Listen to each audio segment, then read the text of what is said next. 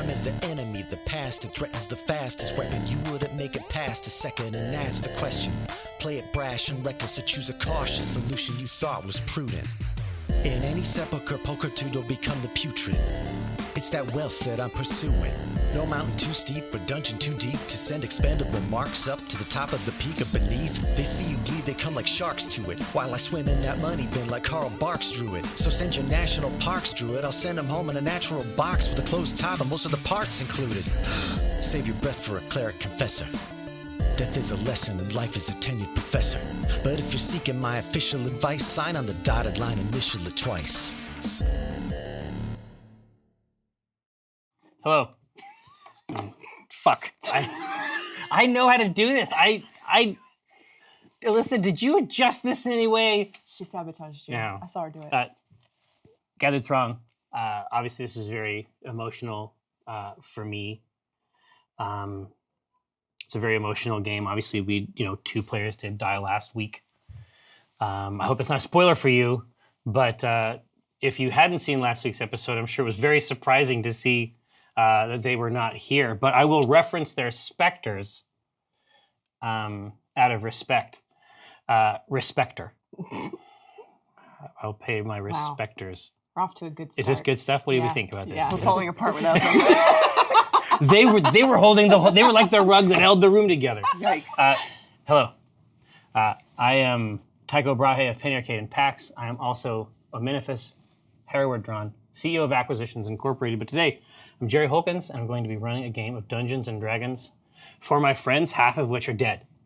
To my right, historically would have been Dragonborn narcissist Dinar Blitzen, but he's dead. And then, obviously, to the right of my right, emerging as though from a mist shroud, or at any rate he would if he had not been annihilated. To my left, not your grandma's grandma, except for those rare cases where she is your grandma's grandma, Rosie Beestinger. What? Whoop, whoop, pow. I don't like pow, it. Pow. Yeah, you I love don't like being over here. it. It's violent. Well, okay, you've never seen it so close. Yeah. Ooh, it was graphic. Exactly. To the left of my left, repping the natural world, walnut dawn grass. It's in my tree. It's landed in your tree. It lives there now. So this is like the power combos, from classic Marvel comics. Exactly. Already we're having a great Classic. time. How is this side of Jerry's head? Oh, it's different. I haven't really seen you from this angle before. I think the other one's your good side. I'm intimidated by this, but yeah, I mean it's sad. Obviously, we did lose a couple players last week, so. And they died in real life. Well, yeah, they died 100%. Or else they'd be here. Yeah, exactly. What other scenario is possible? Now, when last we saw our heroes, as I did make some intimations as to some of the events that did occur, insofar as Cthulhu Draub discovered his father's secret laboratory, the work of which was almost certainly what had him murdered for heresy in the very, very firm strictures of drow society, where, really, really understanding that there are gods besides Loth is like a no, bad thing to do. But it was within a small dagger that his father had hidden this secret laboratory. And at long last, hundreds of years hence, his son did enter that place. Perfectly pristine, absolutely maintained in perfect readiness for research. And he discovered things inside there, strange things, one of which was a jar that included a kind of writhing worm that, when looked at from different angles, appeared to extend into infinity. The other thing was a seed that had been kept inside a sort of bell jar container and then fixed in something like a jewel setting that almost immediately began to sort of gnaw at Cthulhu. Talk shit. Well, talk all kinds of shit about his dad, all kinds of stuff. And this seed took the opportunity to escape from this and then unfold itself on the ground into the shape of a magnificently clad elven warrior.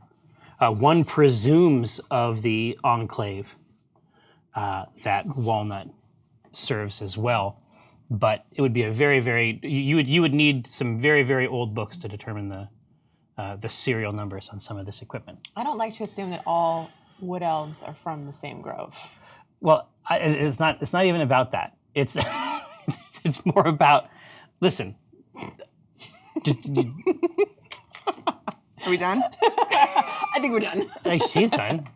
Maybe it's how the campaign goes anyway. You and I can just play this game. Oh. You know what I mean? No. No? I need my grandmother. Okay, Yes. understood. Well, listen, I can run that game also.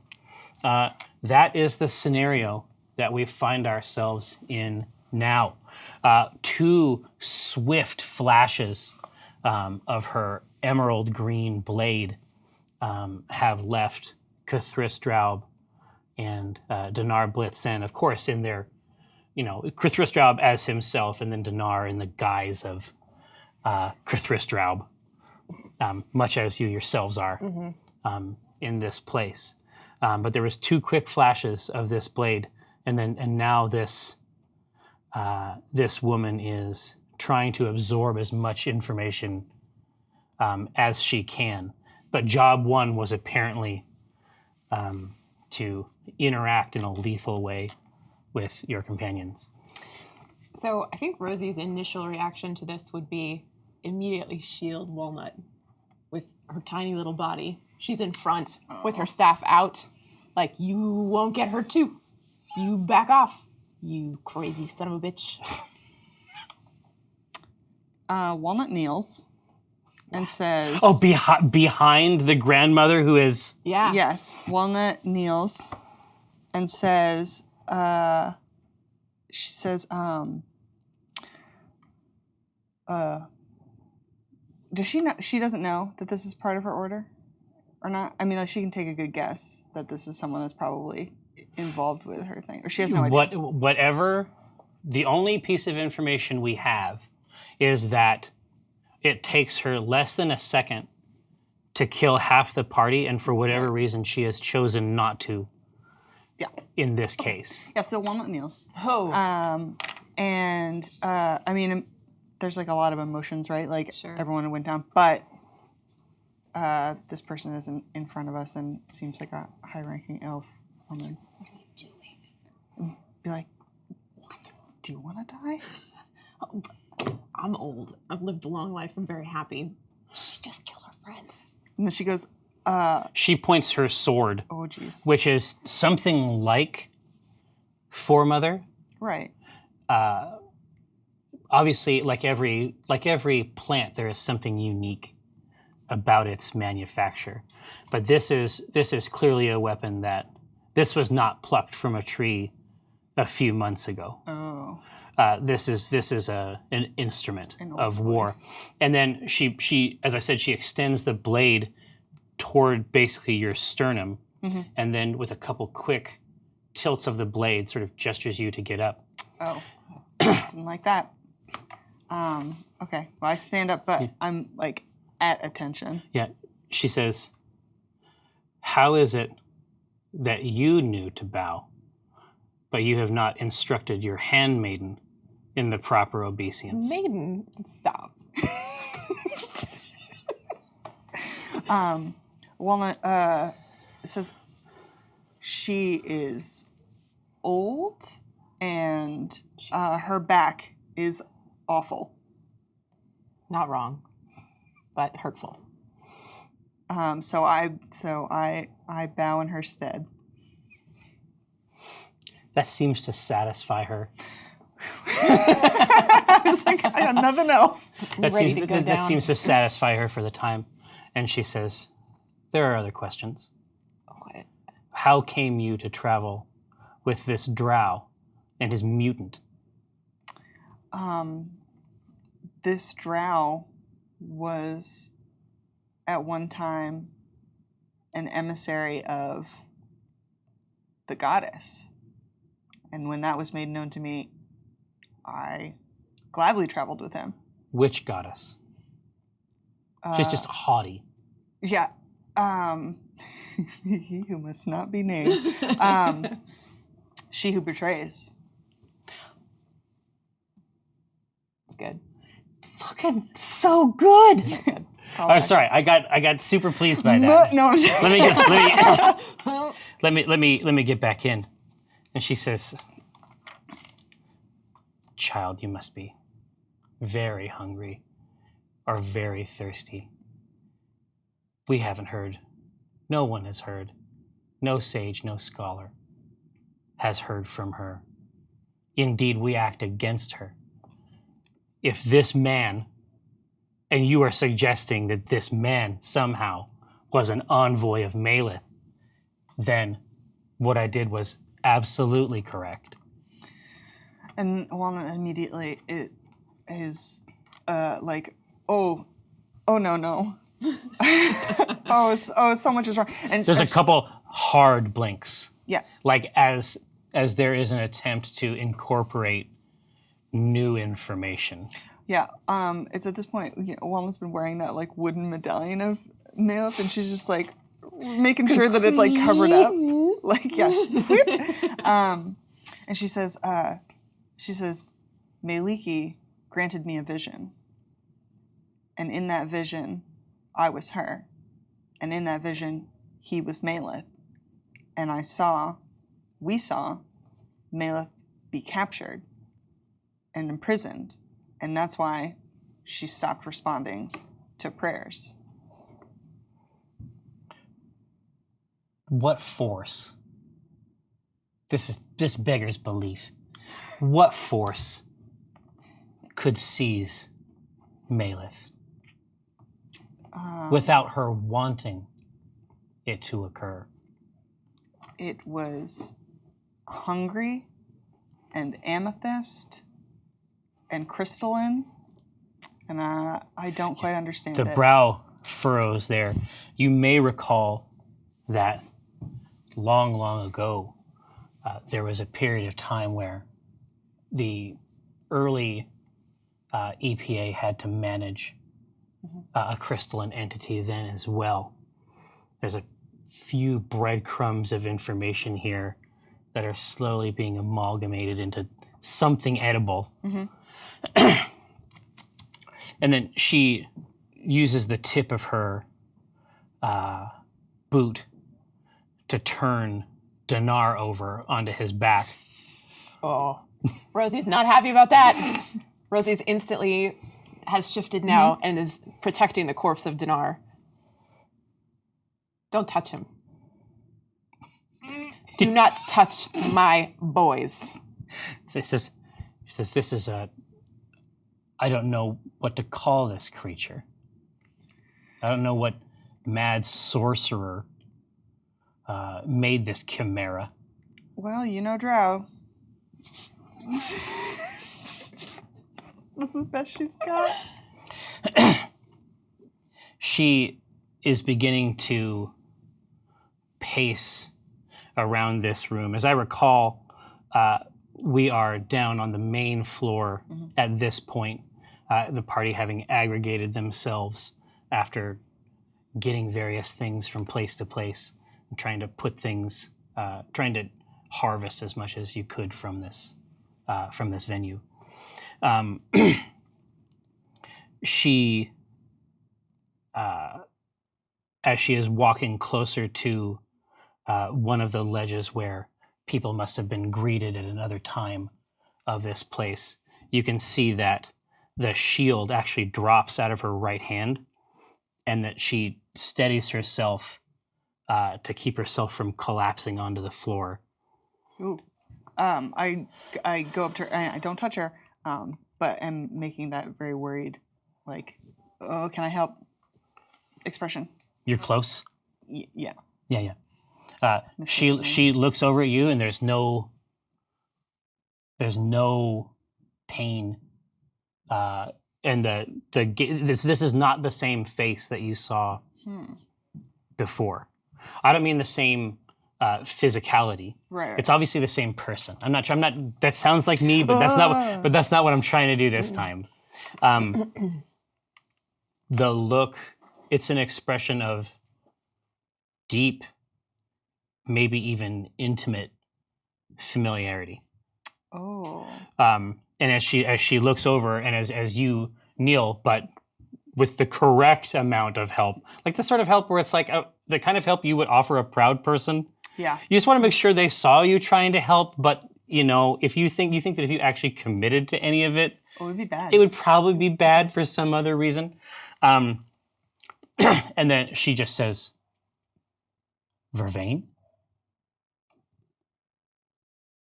No. And then she looks over at Rosie and says, "We must make ready." And you know this because you are a clever old woman and you have performed this task more than one time.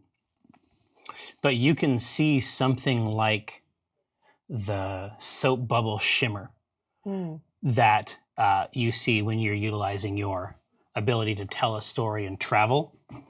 And you can see that there is sort of in the area effect of this floor of the house. You can see that there is a sort of thickening of the air just outside of the group, a sphere that can readily contain everyone who is here and present. And having been down in the Underdark for days upon days now, the light, the rich texture of sunlight on grass and plants and a sweet breeze, it's all manifesting itself around you. You can feel a cool, welcome breeze. In addition to, this place is now flooded with bright light. Unwelcome here, certainly. We would be very unnerved by this, right? No, indeed. It's probably worth taking a moment to say that outside the ruin of what was once House Rahuthli, it now looks something like a mystic lantern, where every window of this place is just firing beams of hot sunlight directly from the wreckage out into the gloom of the Underdark. There's there's a drider rifling through a rib cage that looks up and hisses briefly. Oh. We'll keep them away. Sunlight sensitivity. It's Exactly. true. Yeah. Okay. But your selves are changed also, along with this template that she seems to be applying to this fixed area. You're aware of yourself in this place. It's like you're seeing yourself the way someone else would see you, right? You're conscious that someone else's expectations are being you're just frosted with them. You're contained inside someone else's fantasy, functionally speaking. And so, for example, the staff of the master has retained most of its overall shape, and you can handle it with ease, just as you always could. But it has affixed blades at each end, blades of ridiculously sharp green glass. Whoa. Okay. Foremother, for good or ill, looks almost exactly like Foremother. Good. Almost exactly like Foremother. The difference is that the two of you are now clad in armor similar to that which you saw on this strange woman who has grown herself from a seed. Uh-oh. Do we still look like drow? No, No, in fact, you know that this is Walnut. You know that this is your friend Walnut, but she is much taller. And indeed, you yourself are tall as well. Like, yeah, it is. It is a.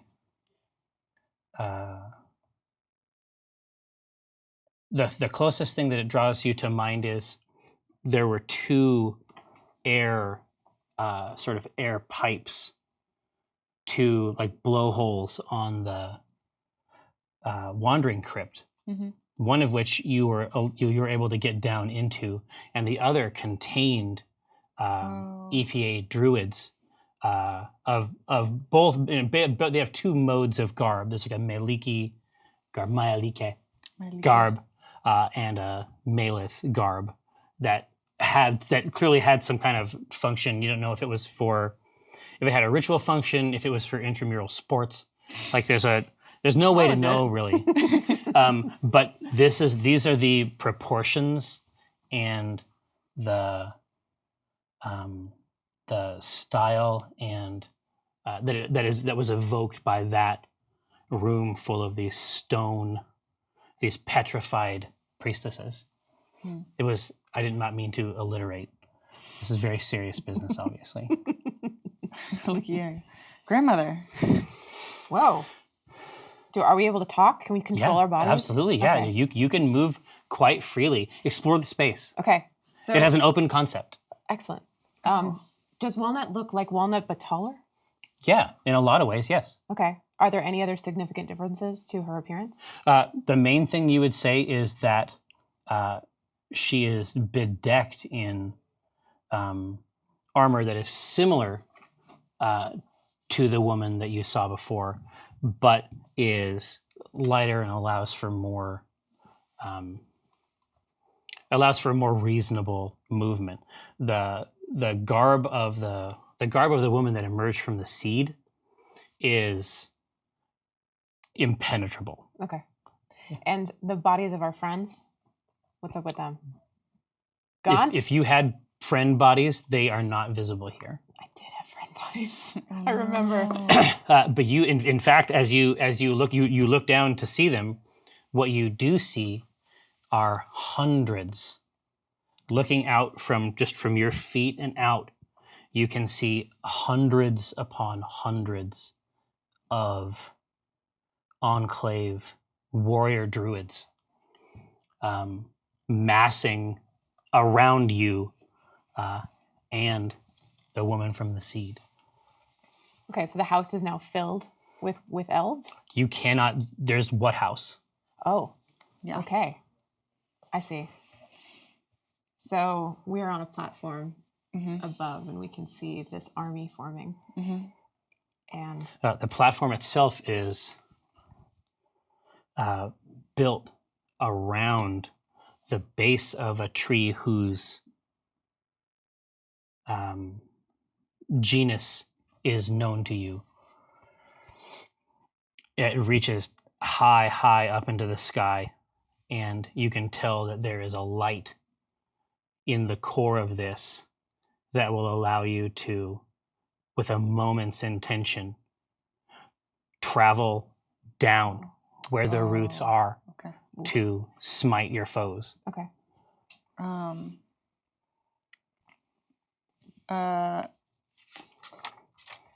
Okay. Rosie turns to Walnut. Yeah. Definitely. Let's just get started. Let's explore Walnut this goes, space. So Rosie looks down at you and then down back to where our friends were, and they're gone. And we have been utterly transported, and I think loses her shit immediately. She's like, Yeah. we have to get back. They weren't dead. They were not dead. We have to get back. We have to get to them. grandmother. Clearly, we've been wrapped up in something, but I have to see what is happening here. I have to see this. I have to know. Oh, you had to say that. Okay. Okay. Just let's hurry this up. Let's make it quick. Let's find what we need to find. but we have to get back. I also want to get back to them. Okay. Do I look good? You look great. Okay. You do. Okay. You absolutely do. I turn to the woman that we came here with, and I say, You know immediately, Oh. like the template that comes along with these shifts. Mhm. You can feel your own face soften as you see her. You know that this is Nilayan, Nilayan. a grove keeper, which for all practical purposes, anyone else would think of as a groundskeeper. But you know that the grove they're talking about is the entire world. Right. There is one grove, and it reaches from the top to the bottom of the planet. And it's a grove keeper's job to ensure that that remains the case. So this is a type of ultra general in the culture of the Enclave. And sorry, I'm getting like somebody else's knowledge. So I look at her and I say, Nilayan, what do you? I know. Like the words are surprising coming out of my mouth too. It just rolls right out. Yeah, they're automatic. And I say, what will you have us do? She No good. What the fuck? she steps close and kisses you. And this feels like totally normal. It feels however you want it to feel. Because Well, I'm just wondering how you much are of this- still Walnut. Yeah. You know that you would. You know that this would be a normal thing, but how you feel about it right now is up to you. Oh. Is it a romantic type kiss or some kind of like perfunctory Is it like, greeting? mwah, mwah? Is it Well, like no, it's like on each cheek. Yeah. Okay. No, it's just that it comes along with the. It's a very authoritative. It is like Power kiss. Yeah. Walnut doesn't pull away or anything, but she is extremely conflicted. yeah. It's just feelings, Yeah. right? And then when she pulls away, she looks out over this gathered, army, a battalion of Enclave warrior druids.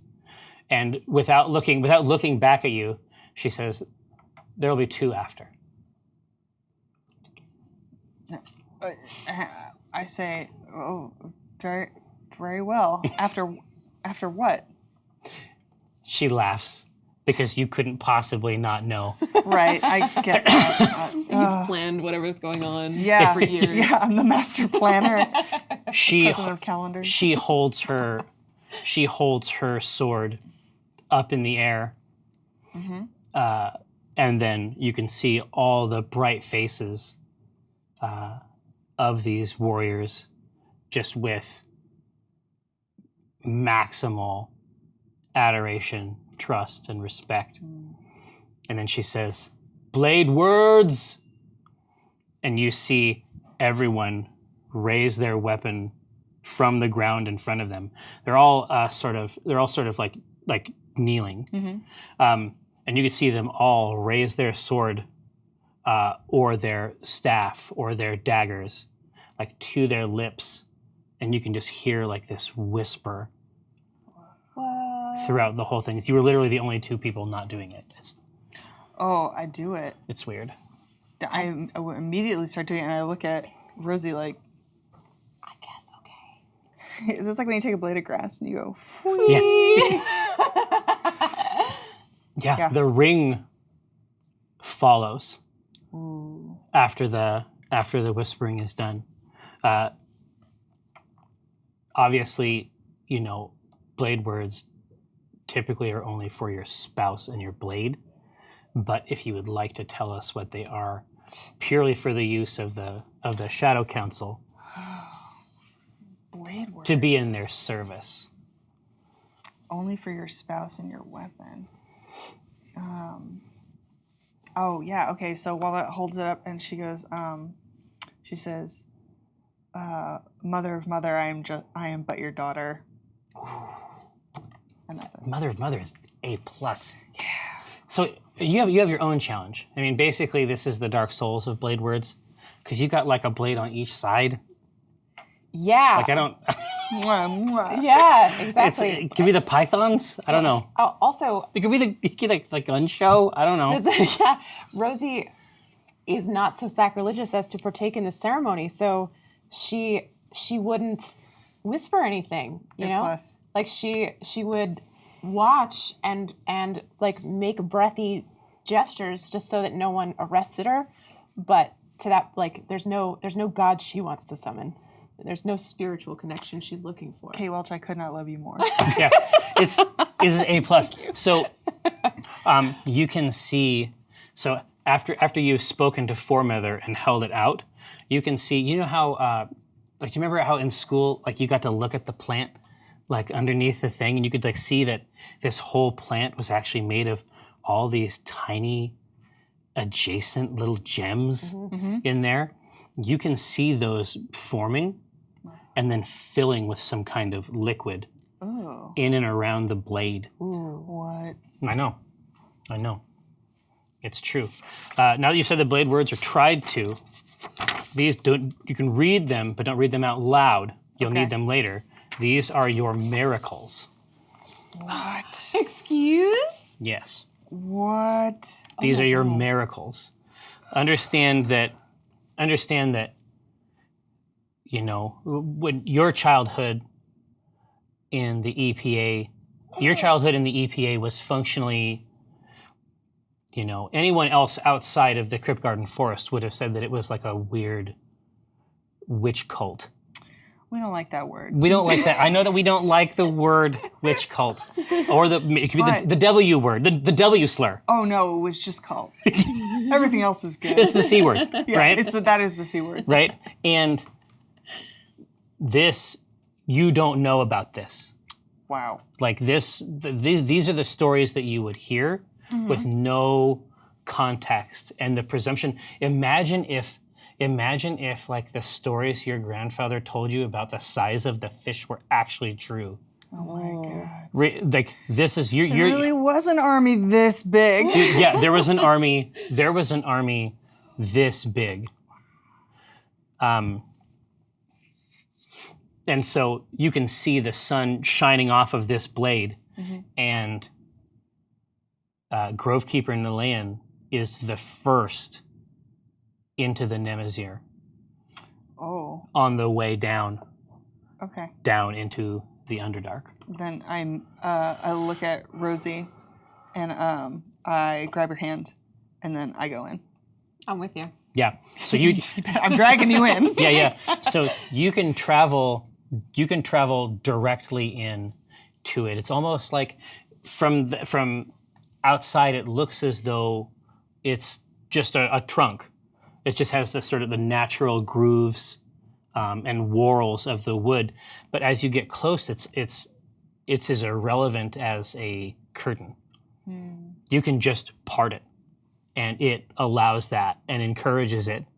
And as soon as you enter into this, as soon as you enter into the trunk of it, it is basically like an elevator that it's like a combination elevator roller coaster, where Eller coaster. yeah, Sure. where you're basically shot down.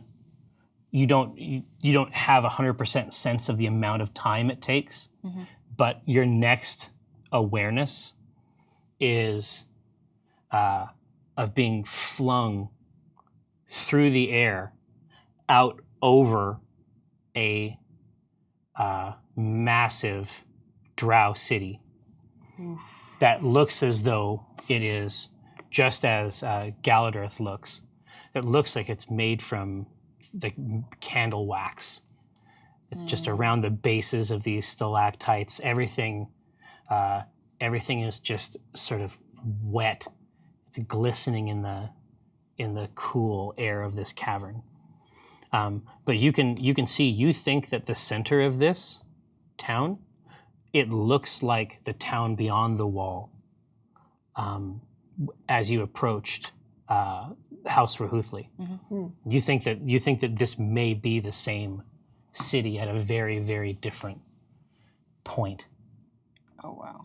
in its evolution. Okay. Are we able to see whether that redistricting has already happened? Oh no! There's nothing of that. Okay. There's nothing of that kind.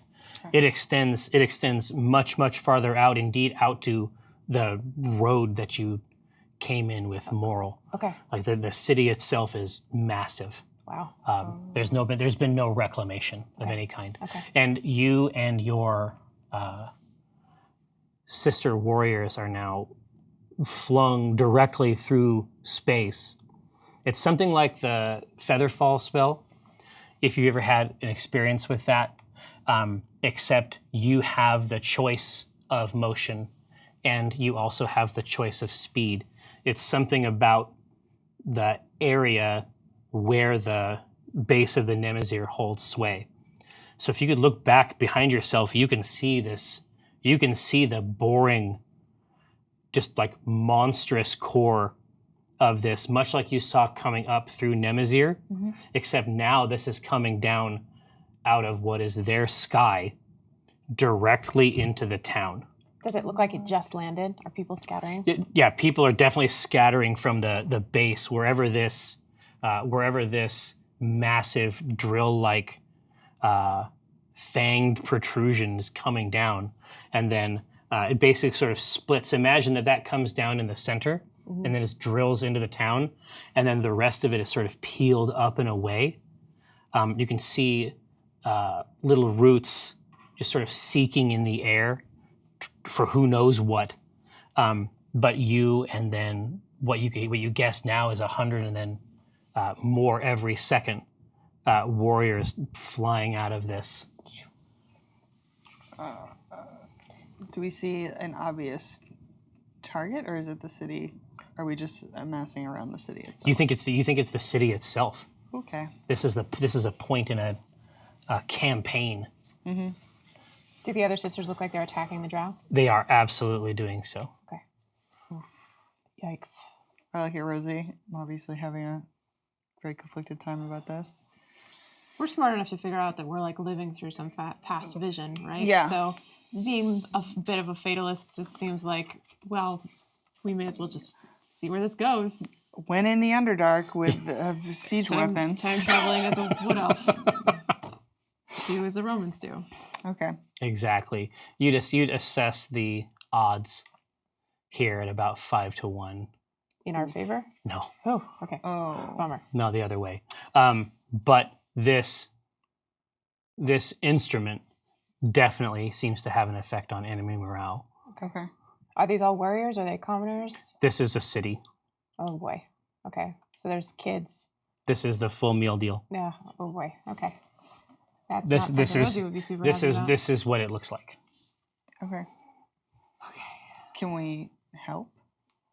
No, you are now playing Dungeons and Dragons. Oh, okay. I'm not going to read the whole thing. Okay.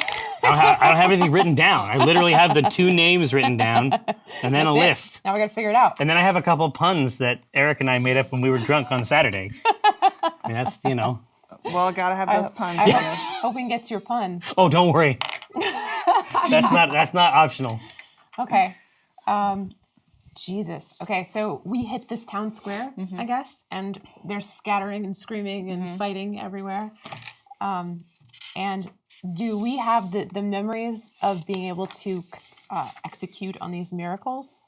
Absolutely. We have this in ourselves? You know exactly what to do. Okay. You know how they are. You think that they are like, you think that they must be like, in a traditional military, you think that they must be like the stripes that an officer might wear. Okay. The knowledge of these miracles is the station. Okay. Do I have any other memories that aren't mine? You have to dig around. Okay, well, Explore the space. I'll Talk to leave- me about them. I don't know if Rosie wants to. Oh, she No. wants to share. Yeah, I that- don't know if she wants to be in that person's. Oh, she doesn't want to split. No. She doesn't want to have a roommate. No, I don't think so. But I guess I'll look at you and say, like, you know how to do new things. Yes. Me too. Yes. Let's help. Horrible things. Yeah. I have a feeling we're going to carry some damage from this later. Oof. Do I feel Do I feel that? What did she say? Vervain? Yeah. Do I have an overwhelming sense of Vervain yet, or am I still very much myself? Well, it's like you know what she would want, Okay. and you know what she would do. Okay. But it's almost like she is not gonna push it, Gotcha. right? She wants you to know what she would have done, but she is not here to orchestrate. There's like a respect at some level. Okay. So, yeah, I look at Rosie and I said, let's make it quick. Yeah, I'm just gonna be with you. Like, I will follow your lead. I take my staff and I stab it into the ground, the sandy ground of this underdark city, and I tell you, like, I'm with you.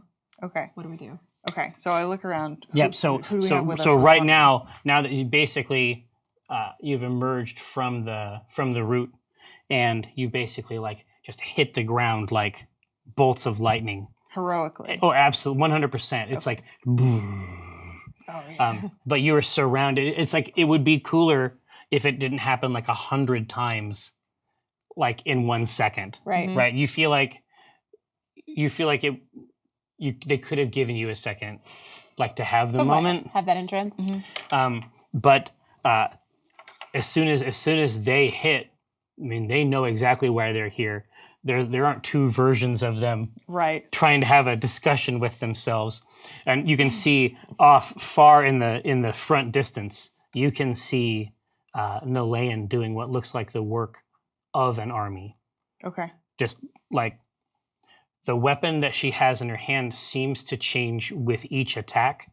Okay. Ooh. It's whatever she wants it to be in that moment. And so she's cutting carts in half. She's flipping someone in the air and then jumping after them as a bird. Like, it is a horrifying, like, she's working something out on these people. She sounds awesome. So if we're out in the city square, I'm gonna just get to work. I'm gonna get to work. Okay. Yeah. And I want to start. I have this overwhelming feeling that Vervain would do a sunburst here. Yeah, that's probably true. And I'm going to start with that. Should I read it out loud? Please. An orb of terrible burning light fashioned from the stuff of the quasi-elemental plane of radiance is pulled through a pinhole in the prime material plane. Its light is hateful to those of the Underdark, and they cannot long abide it.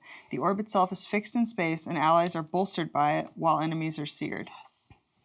Okay. I'm bolstered as hell. Dude, yeah, you are bolstered AF right now. Yeah. Like, that would be your status. In my head. Yeah, bolstered AF. And so when you introduce the sun to this place, Yeah. you know what you're doing. And it is not, I mean, this is war. And I mean, in an instant, it is exactly as it says on the tin. Like, it's not like bright. If you are from this town and from this place, you are blind, and your sisters are just traveling through the streets, basically catching up with Nalayan as they do so. Okay. So you can see them rushing through, just cutting down a battalion of soldiers as they are trying to do so. And then from a side street, you see a what looks like a shadow at first, and then as it emerges, you can see a tail sort of flick up behind its back, and it stretches its wings out, and it is as though the tail and the wicked black barb at the end is like another creature that this thing can barely control. It is immediately down, just sweeping this tail through groups, 10, 20 soldiers at a time. It is coming out basically to break the enclave assault up into the center of the city. So I'm, And you can also all your regular stuff. All your regular attacks, spells, I still know how to do those. you can do all of your regular Vervain knows stuff. what's up. So yeah, exactly. So you get to use this new version of your staff. Okay. All that stuff is all your D&D is still here. Okay. You just have extra goose Okay. from your station. Okay. And this scorpion beast thing Yes. is a clear threat. Oh my, yeah. It is single-handedly. It's acting as a combination roadblock murderer. Okay. So Rosie sees this, and the knowledge of another of these miracles wells inside her, and this other person, this other consciousness knows. And you know her name in an instant. As soon as you try to tap into the station, Getting too close. the power of the station, you know that you are, in addition to Rosie, at least for a time, you are also someone named Warden Scythia. Warden Scythia. Cool. I think it's cool. Rosie's horrified. But yeah, so Warden Scythia tells me, she whispers in this way that I can understand exactly what she would do in this situation. Oh, And- no, it's like a devil angel thing. Yeah. Like she is always trying, always has an idea And she's about what you're going to do. she suggests this to me, and it's so horrible that Rosie's like, oh my God, no. But then the desire to help and the desire to defend the sisters actually overwhelms it. And frankly, Rosie would, she does want to help. So it's not a hard fought battle. But as she's about to do this, she looks at Walnut and she says Walnut. And then it escapes her. And she casts Oblivion. Oh no! You're jumping right in, huh? Yeah, a stitch and she's casting this wherever this scorpion creature is to create this rip. A stitch in space is ripped, and the place beyond it, what we term the quasi-elemental plane of vacuum, is a place of terrible hunger. Those nearest the rend are sucked through immediately to a place where there is no succor for living things. And that's what she does. And the reason Rosie was horrified by this is that she knows innocent bystanders, wood elves, drow are all going to get sucked into this thing, but it's to Warden Scythia, it's worth it.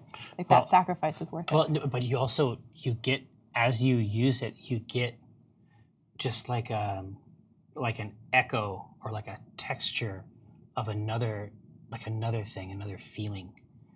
And that is that you think that this is the sort of thing, this type of quick action in the face of these odds that might make Vervain reconsider. Oh, okay. So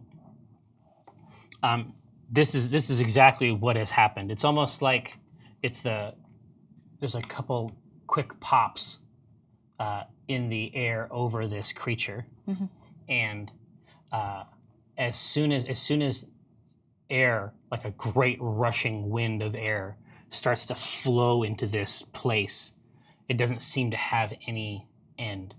Like how much it can consume is profound. And so the creature, who you know just instinctively to be a wyvern that they have somehow twisted to their purpose, it starts with the tail. So its first instinct is to try to protect itself with the tail, but all that's done is expose something extraneous to this portal. And so it immediately catches that and then pulls the entire creature through, and the creature is massive. It pulls the entire creature through an aperture about the size of a shield. And then as that happens, there are a few drow soldiers, and there are a few enclave warrior druids are pulled through this, like up through this aperture, and you think that you may be in a position, you can feel this evil tug and presence Yeah. pulling, like with each new thing that goes in, its mouth gets a little wider. And I need dexterity checks. Oh, yeah. Can I take advantage? You can. I shall. How's my dex? Oop, that's jacked. Oh, Uh-oh. I got a 13. 13 is not good. Do better than me. All right. Oh, yay. 15? 15's good. Yes. Okay. Bye. So you have done it, and just in this wash of alien emotions coming from this other person, you lose your footing on this street and are dragged along the street itself, along with many of your sisters in battle. You have found a way. What do you do to stabilize yourself against this pull? this incredible hunger? Oh, I kneel down and I slam Foremother into the ground and just put my forehead on her and just like hunker. Yeah. So as you put it down, flowers which have never known the underdark and their firm roots hold you tight in place. So you, I know. so you are pulled along this road. There's wagon wheels and carts, and everything is just being stuffed into this gullet. And you are pulled. You're sort of sliding face first, and then you catch the edge of the cobble wrong, and then sort of flip over, and so your feet are the first thing through. Oof. So you enter a place Uh-oh. of hunger. Really are jumping right into it. I guess so. Okay, here I am, playing a vacuum. So it is. It's everything about it detests life. It detests existence itself, and you know that this is a place that loathes disturbance. At any time it's introduced, like it's a heavy burden to use it. Okay. So you are pulled through, and there is, and you're surrounded by almost like a path of just like a constellation of ruin. There's individual bodies, like terrified bodies frozen in place. Parts of the city infrastructure. You think that you do not have long in this place. Okay. The only light that is coming in is that which is coming in through this sort of flapping aperture that is kicking it out into the street. Okay. Am I able to brace myself against anything to try to get back through that aperture? Yeah, you think that right now, you think that it has taken in a lot, Yeah. and you think that you have an opportunity now, maybe to use the things that are in here, or use another miracle or a spell Okay. to get your way back out. Your shadow stuff.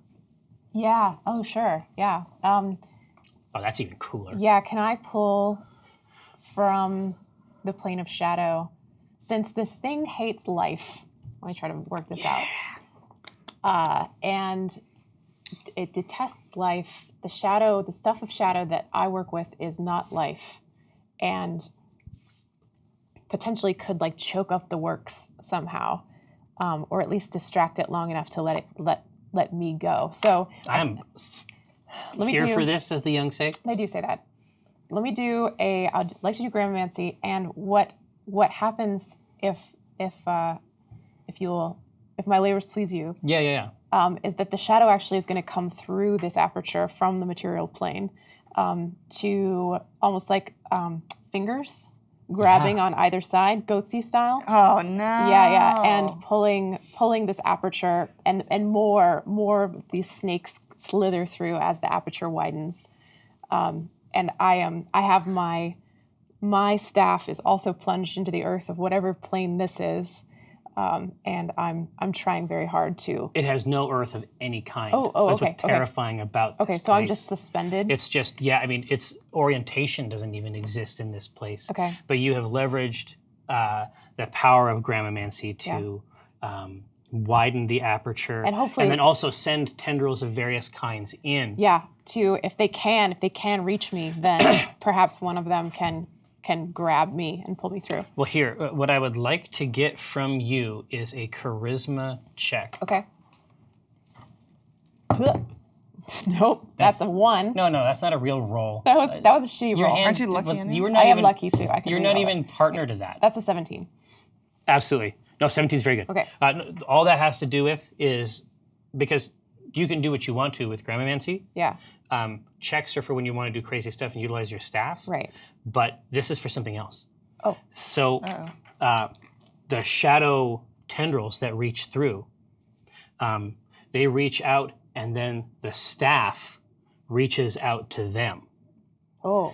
Nice. And it enmeshes itself with those tendrils, and it's pulling you in, and you can see other tendrils of shadow reaching in and bringing out still struggling battle sisters back into Yes. the prime I material. was gonna ask. Yeah, that's awesome. I mean, they are cold and terrified, but it's entirely possible that these are some of the most sophisticated martial warriors Toril has ever seen. So they get back to work. Okay. Wow. Whew.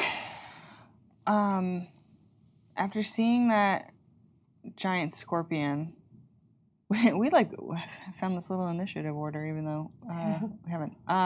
After seeing that giant scorpion go down, I want to use giant insect, Yeah. What? and I want to make our own giant creatures. So being in the Underdark, there's a lot of creepy crawlies. Hell yeah, there are. All kinds of gross shit. And I can do up to 3 spiders, and I know that that's a thing that they hold dear. So They crave them. yes, so I want to make 3 giant spiders, which obey my verbal commands, and they act on my turn each round. But you can do what you want with them. When it gets 0 hit points, then it's done. But so what I want to command them to, I guess it's like a psionic link, to use their web attacks on as many of the foes as possible, just to slow them down and make them easier for the sisters to get to. Exactly. So they're basically going through just full-on co-op. Yeah. They're just going to go along with sisters. You know that they understand what you mean, but it'd be hard to characterize the mode of Yeah. communication. You just know that they hear know. you, and in accordance with the ancient pacts, they will do as you've asked. So, So some really cool shit, yeah, basically. yeah, the dopest, Just some really cool stuff. the Just some dopest. cool spider stuff. So you start to hear a sound, like a sound of just great weight. It sounds like balls of glass, like balls of heavy blown glass falling and cracking against something hard. And when you look back to the Nemazir, you can see that the drilled portion of it has actually drilled into something. Not the city itself, not the town, but into a material of some kind. Like a ochre, like a yellow fluid that appears to be traveling up through the trunk of the Nemazir itself.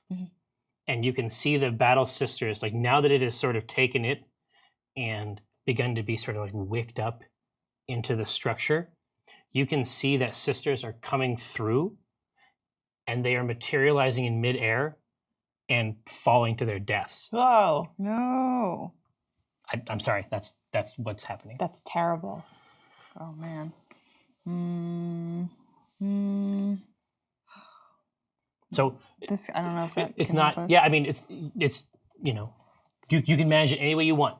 You can. What's the Miracles level? are there. You can go back and do it. You can handle it any way you want. What's the level at which they're getting ejected from the Nemazir? How high above the Oh, ground? they eject high just as you did because the Nemazir grants them some ability to move through, Okay. to move through space. But it's something is being interfered with this material, this substance. I see. Maybe that. Maybe. Yeah, I don't know. I don't think that'd help. I was thinking maybe this might hold off whatever's getting wicked up the tree. Oh yeah, do you want If to try it's- it? Yeah. You're waking so- up moisture. Yeah, I want to try to dry it out with a sunburst. If it's coming from the underdark, there's a chance that it hates the sun. So, Warden Scythia will turn toward the tree and cast this terrible orb of brightness in the hopes of slowing it down. Does Warden Scythia think that's a good idea? Is she into that? Oh, Gut check. she's not. She is not turning you down. Okay. When it comes to utilizing Yeah. these And divine powers. Since allies are bolstered by it, perhaps it will help these warriors, give them more damage resistance when they hit the ground, so they don't splat or something. Yeah. So you're able to manifest it very near, and you can see that even the lower portions of the Nemazir are encouraged by this bright light and its healing energy. But you can see that whatever this material is at the base of this is not just a liquid. Like now here in the pure radiant light, you can see that as it sort of travels around and tries to find areas of purchase, you can see that eyes are routinely like bubbling to the surface and looking around and then falling back in. Ew. And you can see around the edge, you can see tendrils reaching out from the fluid itself in a grasping way. Nasty grasps. You don't like it. They don't mean a thing. I'm gonna do something. I'm gonna Whip out a beam. let's just blow it. Let's just cast Moonbeam at the fourth Yeah. level. So blah blah blah. Constitution saving throw, and it'll still do half. Which ones are the D10s? These. Are you mooning the? Yeah. So the thing with the liquid with the eyes. Yeah, well- When I see the eyes come out of it, It's no good. I realize what it is and shoot my ray of moonbeam at it. And just maintain that beam right there around the root. Yeah, exactly. And then it does its Constitution thing. Mm-hmm. Very good. It does its constitution thing. And what did it do better than a 15? No, I did a 7. Oh, It was shitty. wonderful. Help me do basic math. What was that? It's a 5 and a 3. Okay, so that's 8. Another 8. Is it? Mhm. Isn't that an... Oh, sorry. Yes, 11.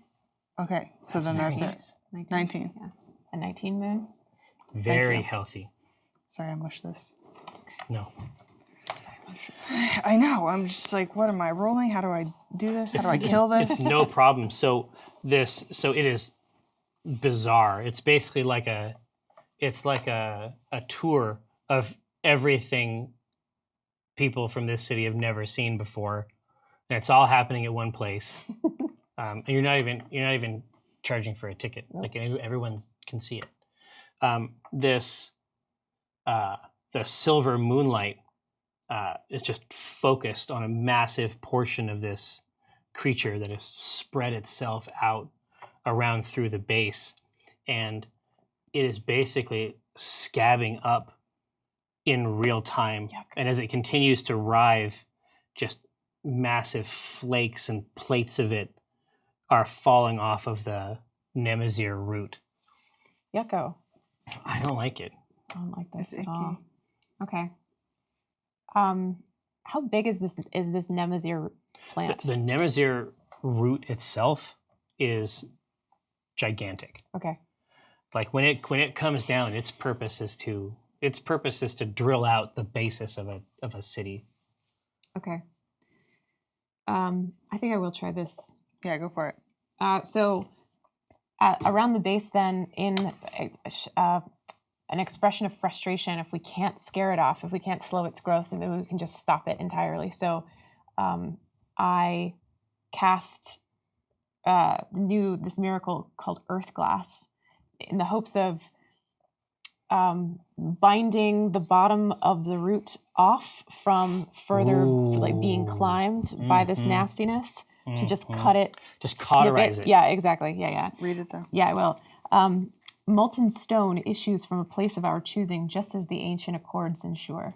The issuance from these flows freely, like a river pooling wide, but hardens to obsidian when it finds a foe to our efforts. This too is defined by our arrangement with the deepest places. Well, that sounds good to me. So you manifest at a point even below this structure, and then rising up around the edge of the Nemazir. Obviously, this is basically the mouth of this thing. It's a calculation. It seems like on your part, if we can manage this and fix this, then maybe it'll fix this other part up here, even if we don't get to bore out the bottom of this particular place necessarily. And so you can see for a time this creature and the lava are commingled as it is boiling up around the edge of the root. And then there is a time at the end where you no longer see it rising to the surface. And then in a moment, just like a snap, all of the magma becomes black glass around the base of the Nemazir root. Does the growth of this scabbing You can't. cease? You don't see it moving anywhere. You don't see it traversing anything over there at all. Okay. And it is at that time where, like I said, just out of midair, sisters are materializing and then just like falling hard around, and then like as that is happening, as you manage this issue at the base, fresh troops come through and with the power that is granted them in that area, they can move very swiftly, even in midair. Oh, good. Okay. To seize friends and bring them to the ground safely. Oh, good. All right. Wonderful. Whew. Okay. It's very stressful. It is very stressful. Is there anything else that's It's fucked up. that's big? Like anything that's really causing a lot of AoE? Well, you can look around even now. You see, you can just sort of see where Nalayan must be, just because that's where the greatest concentration of the enemy is. Okay, great. Spray of bodies. But that fight just keeps moving around.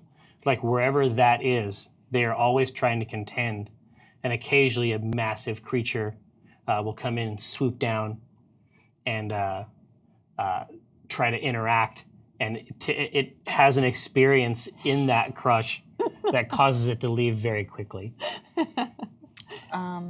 Okay, do we want to try and get to Nalayan or yeah? I think so. All right, I want to try and start making my way over. What foes do I have to contend with?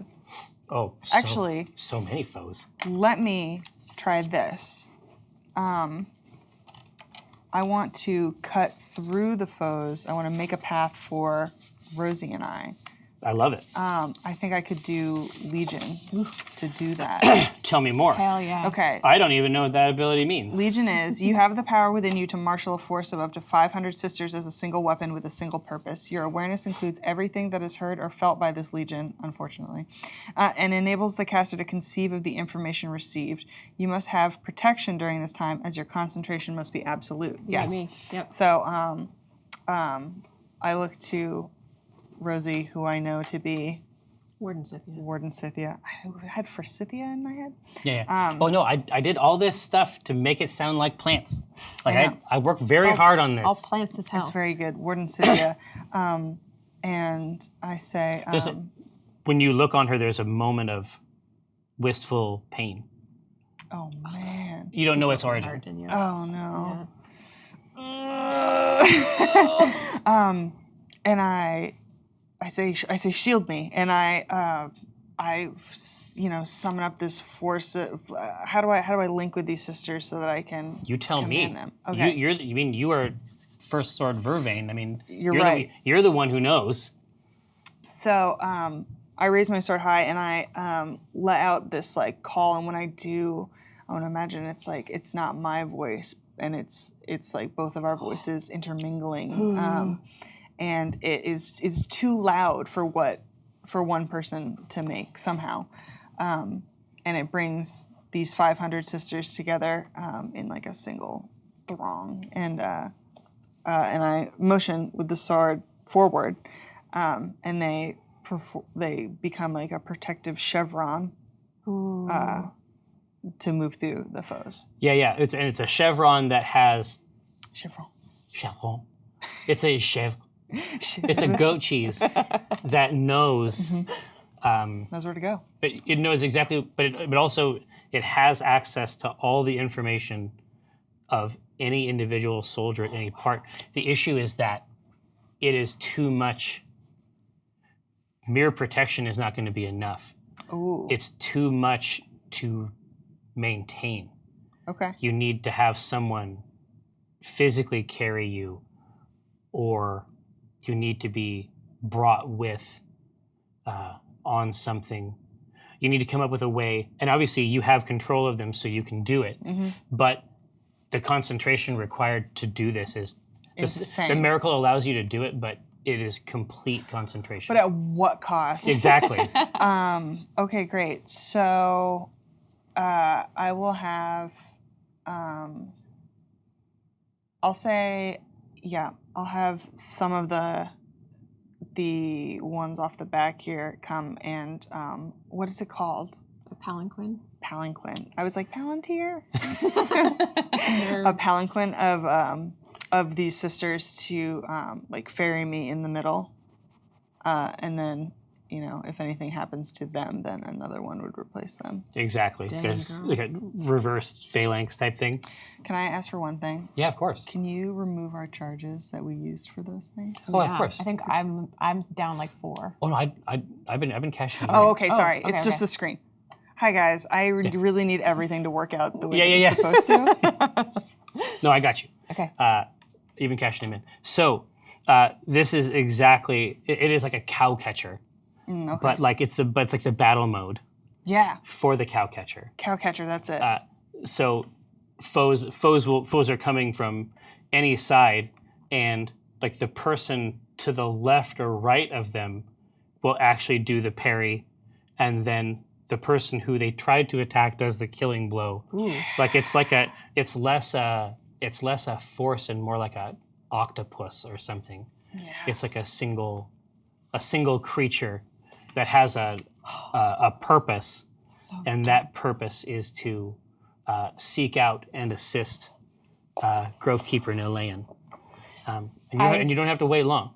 Warden Scythia, by the way, is bringing up the rear as a mode of protection. However, because this chevron, this blade of warriors that you have, certainly has the front covered. Yeah. So she's behind, and there's something in Scythia when she sees Vervain, first sword Vervain.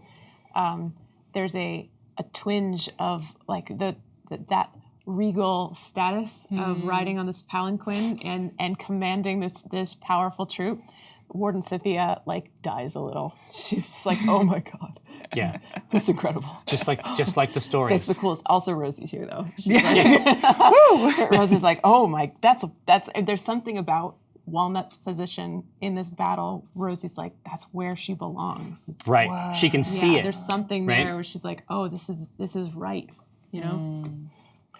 So as you are pulling up through this, like you can see that held where she is, Walnut / Vervain's head is like constantly looking in different places. Like she has it dialed in, but the labor, just the intellectual and emotional labor of maintaining this much capacity is clearly pretty profound. Okay.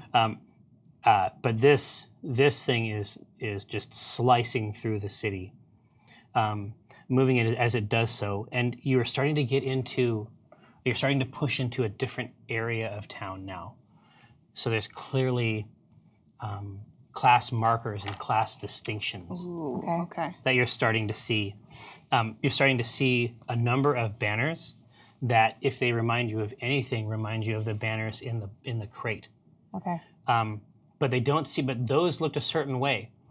They said, you were able to discern from the documents that those read House Rahuthli. Mm-hmm. But these say Circle Rahuthli. Oh. Ooh, okay.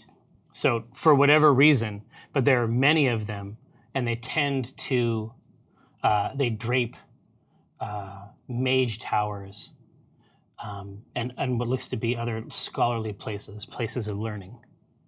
Okay. Yikes. Then you can see, and even from these towers, out here billowing in the heat, driven off, because now these hot winds from these sunbursts are changing the atmosphere in this town. And you can see that there are figures looking down on this conflict from high places with looks of concern. And there are discussions taking place between various robed figures, almost in a clinical, just a clinical assessment, like in the abstract, like they were controlling it with a mouse or something. I see. Do our split selves have any kind of reaction to this Circle Rahuthli? Well, you know that one of the reasons that this was chosen to be the place of the battle was that Circle Rahuthli was supposed to be in another city at that time. But they're clearly not. But they are clearly here and in great force. Okay. Interesting. And you and I recognize the banners as belonging to Cathris's house. Mm-hmm. So In some way. mode. right, yeah. And so I don't know if you're busy. Well, I would being concentrated fully on this. So Yeah.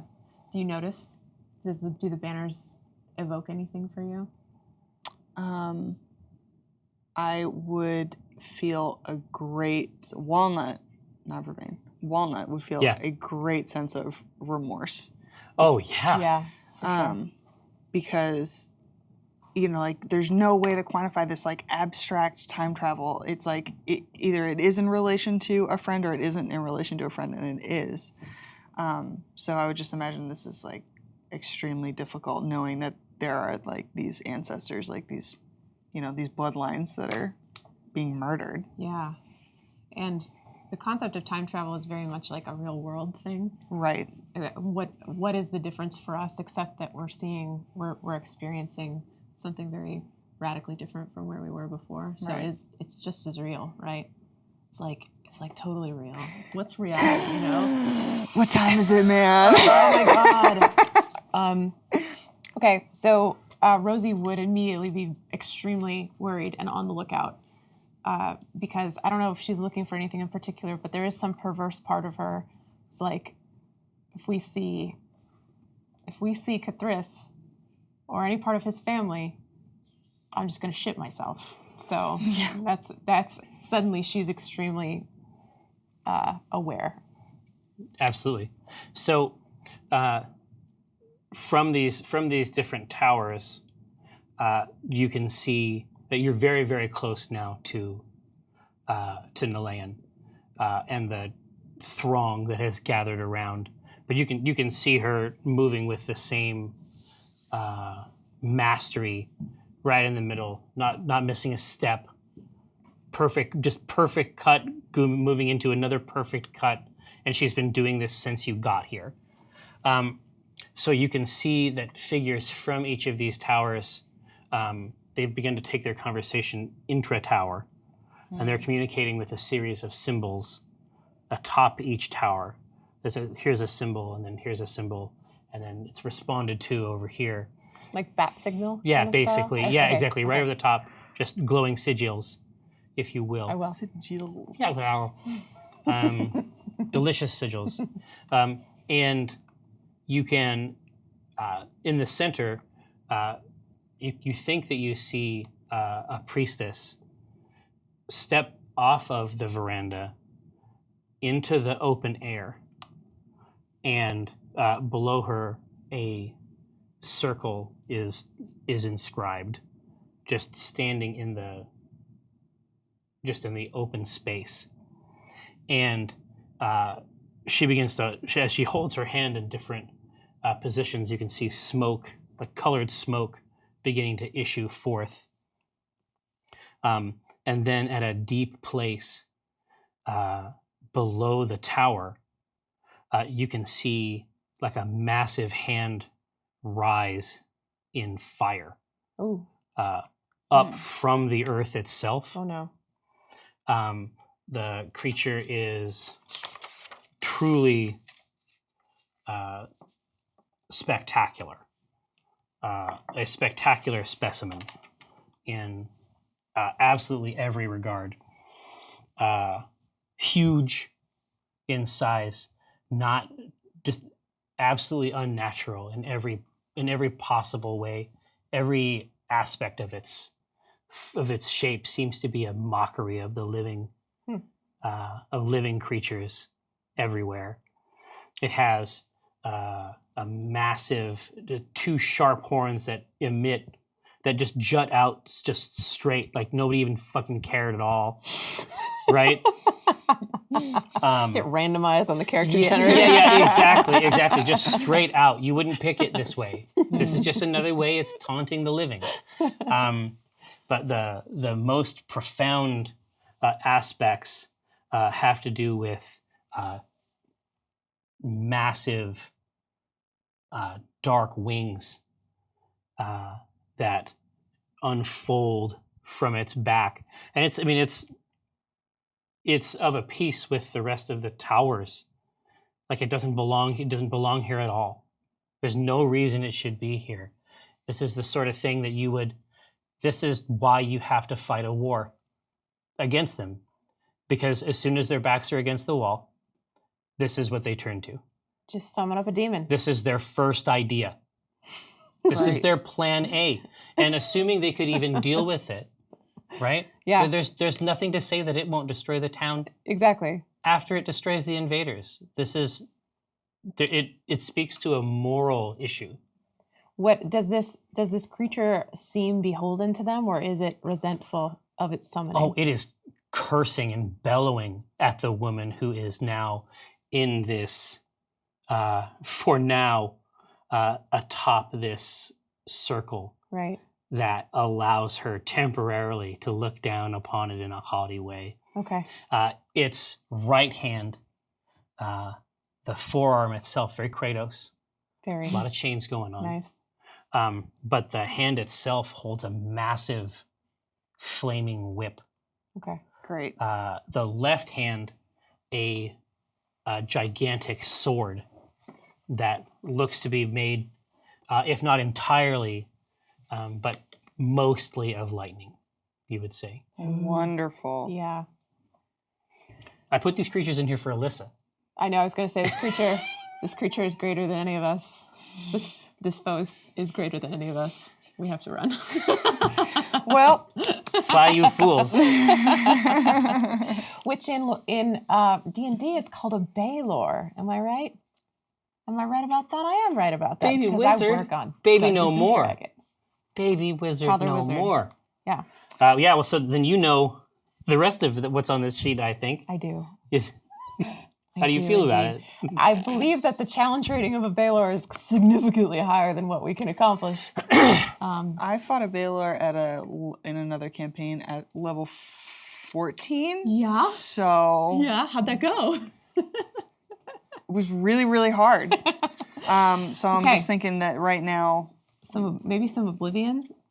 So there was a theory for a time that Maleth had gone to serve and be served by the drow. Mhm. But looking at this, you think that couldn't possibly be the case.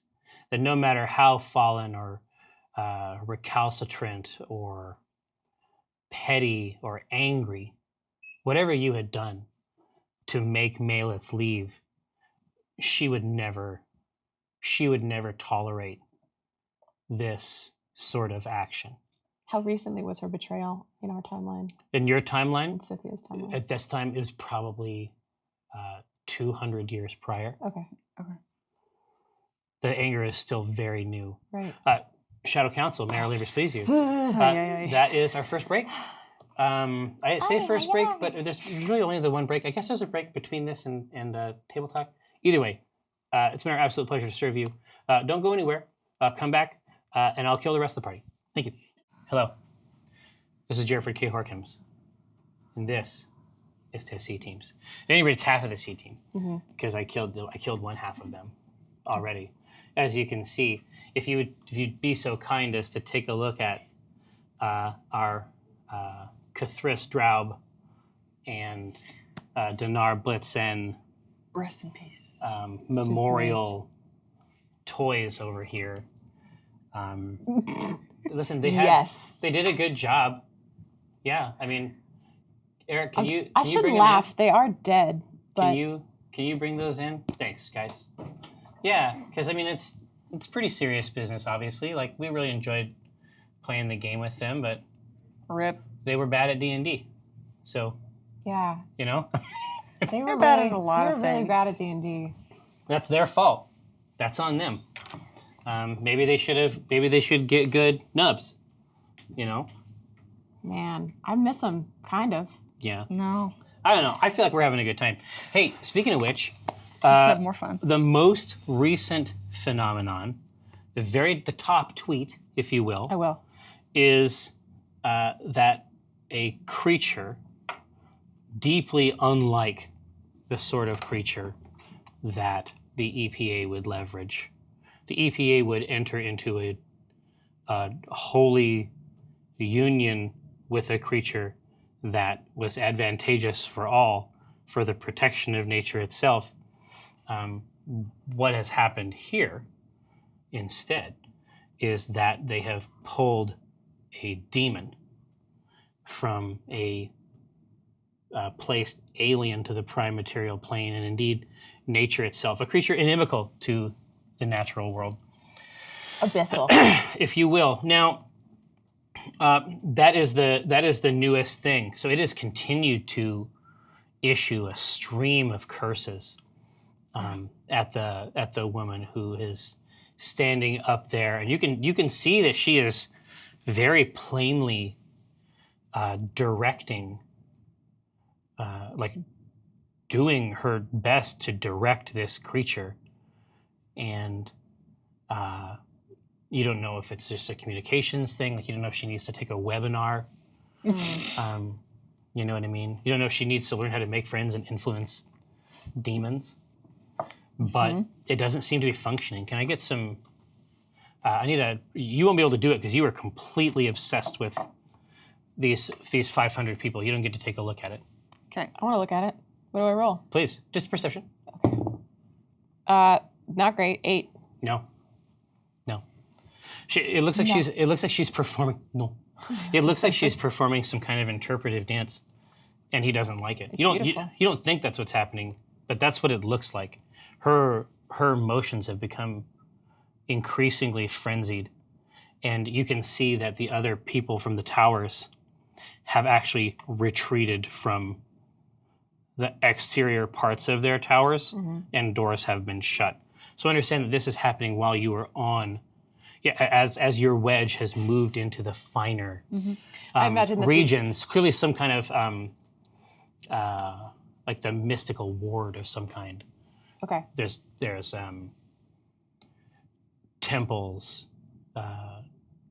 wizardly goods, Nice. products. So we can do some shopping, is what you're saying. Well, no, it's not time to shop. What I'm saying, I'm just telling you that's the type of place you're in. That's just going to be a girls' episode, whatever. Listen, I'm not getting involved in that at all. I'm not going to touch that at all. Why? We've laid our trap for you. Now follow it. Now fall in it and die. All right. I like that the drow all disappeared as if they're like, ah, geez, Sharon got the balor out again. Oh, shit. Well, there we go. I don't think this is... It's like days since Sharon has ruined the mystic ward. It's like... 0. Jesus, Sharon. 0. Loth, Sharon.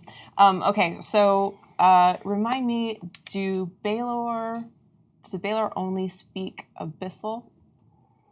In terms of the languages? Yeah. Well, that's what it suggests, but you don't know his history. You don't know his journey. I don't know what man. kind of shit he's been through. All right, so then Rosie's gonna try. She can see that there's some tension going on between these two, and she's gonna. Yeah. shoot Now he's waving and pointing the lightning sword at the Sharon? disc. Okay. Yeah. Okay. So Rosie's gonna try command. Command. It doesn't have a level, any kind of restriction whatsoever, except that if he doesn't speak my language, then it doesn't do anything. But the one word that she would speak would be to point this giant staff right at him and yell "betray," and then cast this command spell, which requires a wisdom save. It's like, yeah, he did well on that. But you do get a response. Okay. Oh no. From Sharon? No, not from Sharon. Hey, that's my Balor. No, you do not get that. What you get instead, and it just sort of creeps. It's just like a hot darkness, just like a breath, is just filling the edges of your perception. And you hear a voice, like a very low, whispery voice that just cuts right through the middle of all the sensations that accompany it. And it says, "When I have killed her, I will kill you." Wow. Okay. Deal. Let me help. So you can... so you are moving here, however you want to like choose your own adventure style, whichever aspect of this you want to crank. You want to crank the Balor, you want to split your attention, you can help Nilayan, you can go Balor style. It's up to you. Yeah, you want to solo a Balor? Yeah, why not? It's our Okay. last episode, so. Yeah, you're right. I think probably it seems like this Balor is kind of obsessed with Sharon at the moment. Mm-hmm. And so Sharon probably has a better name, but whatever. So I think maybe... Sharon Da. Yeah, there you go. Yeah. Sharon Jezit. Fantasy Sharon. Yeah, Fantasy Sharon.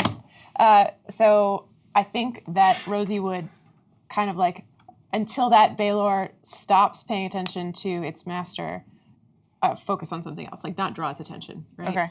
And I was going to ask you Reasonable call. if I can. She's nothing if not reasonable. Is it possible to juice the Legion concentration that Vervain is? Interesting. Tell me what you mean. Well, you mentioned that You it mean is share? clearly sort of to share the load, if you will. So Share the load. these are all for Alyssa. You mentioned that it's having an emotional toll on her. Definitely. So the idea would be that if I were to somehow add my power to her legion, that she might be able to divide her attention even a little bit, to split the cost of of casting. Alyssa just typed "share the load" on the screen where we can see it in all caps. To make it so that she can actually do other shit besides and like half concentrate while I share the other half. It's cool if not. I got another plan. No, I like it. Okay. Will you extend a few more of them to carry your now useless body? Somewhat. Yeah, I think so. So the idea is that we are all part of this weird hive mind, and that I am joining into this hive mind with what is, I guess, Warden Scythia's considerable druidic power to sort indeed. of help infuse. That would be like, I imagine it would be an overflowing of power, and the way that overflowing would manifest is to regain some of your consciousness, so that you can kind of assess. It's not so there we heavy go. a burden on me. So basically, you're gonna try to carry. You're gonna come in and try to carry most of it. Yeah, exactly. Okay, I like it. Just so that you can kind of, because Rosie's here to follow Walnut. Well, here. So tell me what it looks like when you enter that wedge. Okay. And then give yourself over to it. Okay. Warden Scythia has been running behind this blade, this chevron of people, and although it's clear that Vervain is looking around, it seems like almost like a puppet. Like definitely. And odd angles. Yeah, strange angles, and I can see from my vantage point the heads and the arms moving in accord with Vervain's too, so that I can see the sisters that she's directly controlling. It's very, very weird. So I will touch the shoulder of one of these soldiers that's sort of in your thrall, and whisper, Walnut, I want to help you, and then cast this legion, and the power of this this flow of energy out of my hand will cause these soldiers, these wood elves around me, to kind of shudder, and that this sort of glassy look that they perhaps had before, they'll focus their attention on me and sort of crowd surf me up to this palanquin where you are, and I'll say, at the moment until this distraction becomes mine, that transition of power, I'll say, I need your eyes. Oh. Yeah. What do your elven eyes see? What do your elven eyes see? How many more can we get? Yeah, there's more. Man flesh. It's back on the menu. That's what I heard. Meat's back on the menu. Boys. Now, so you were able. So as soon as the second your eyes close, Walnut's eyes open. You're still being carried through this. Like, you basically go limp, and then you're immediately on someone's shoulder, which is, you recognize at that moment, like, your own shoulder. Whoa. And you sort of, like, your consciousness telescopes out. Whoa. And just knits all these people together. But now now up close, you can see that at a distance it might look like a single group, but there's a very stylized version of a Meliki headdress. Oh. But it's all made out of like metals and gems. But there's a portion, maybe 20% of each of these groups, that seem to revere Meliki higher. And that group, it would appear, is responsible for, they basically operate the heals. Okay. Right? Okay. So it's like, at a distance, it looks like it's a single unified thing, but it's actually a very sophisticated interplay of people. And so as you're doing this, the reach of Legion is snaring fresh troops that are actually coming from the last wave of people, of warrior druids that were rescued, and those who had come through down. So the group that you now have marshaled together is substantially is a substantial force. Okay. So I still want to get to Nalayan. Oh yeah, you are there in a moment. Great.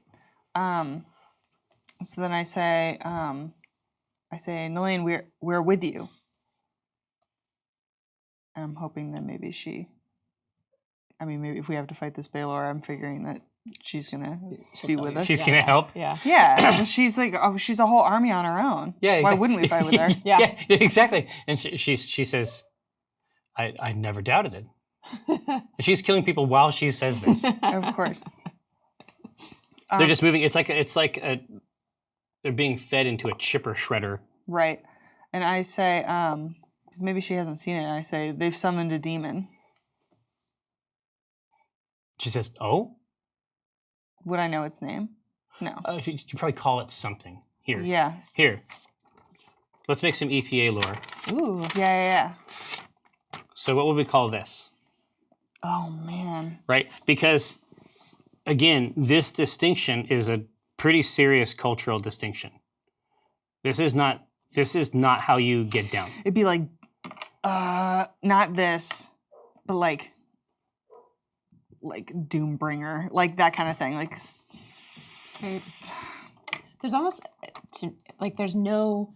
Why would the EPA have a word for this? It would be unspeakable, right? Like Yeah. Oh yeah. What if she just says it? Yeah. What if she just says it's unspeakable? Yes. Yeah. Yes. Well, it's a whole category, right? They don't even want to know what these things are.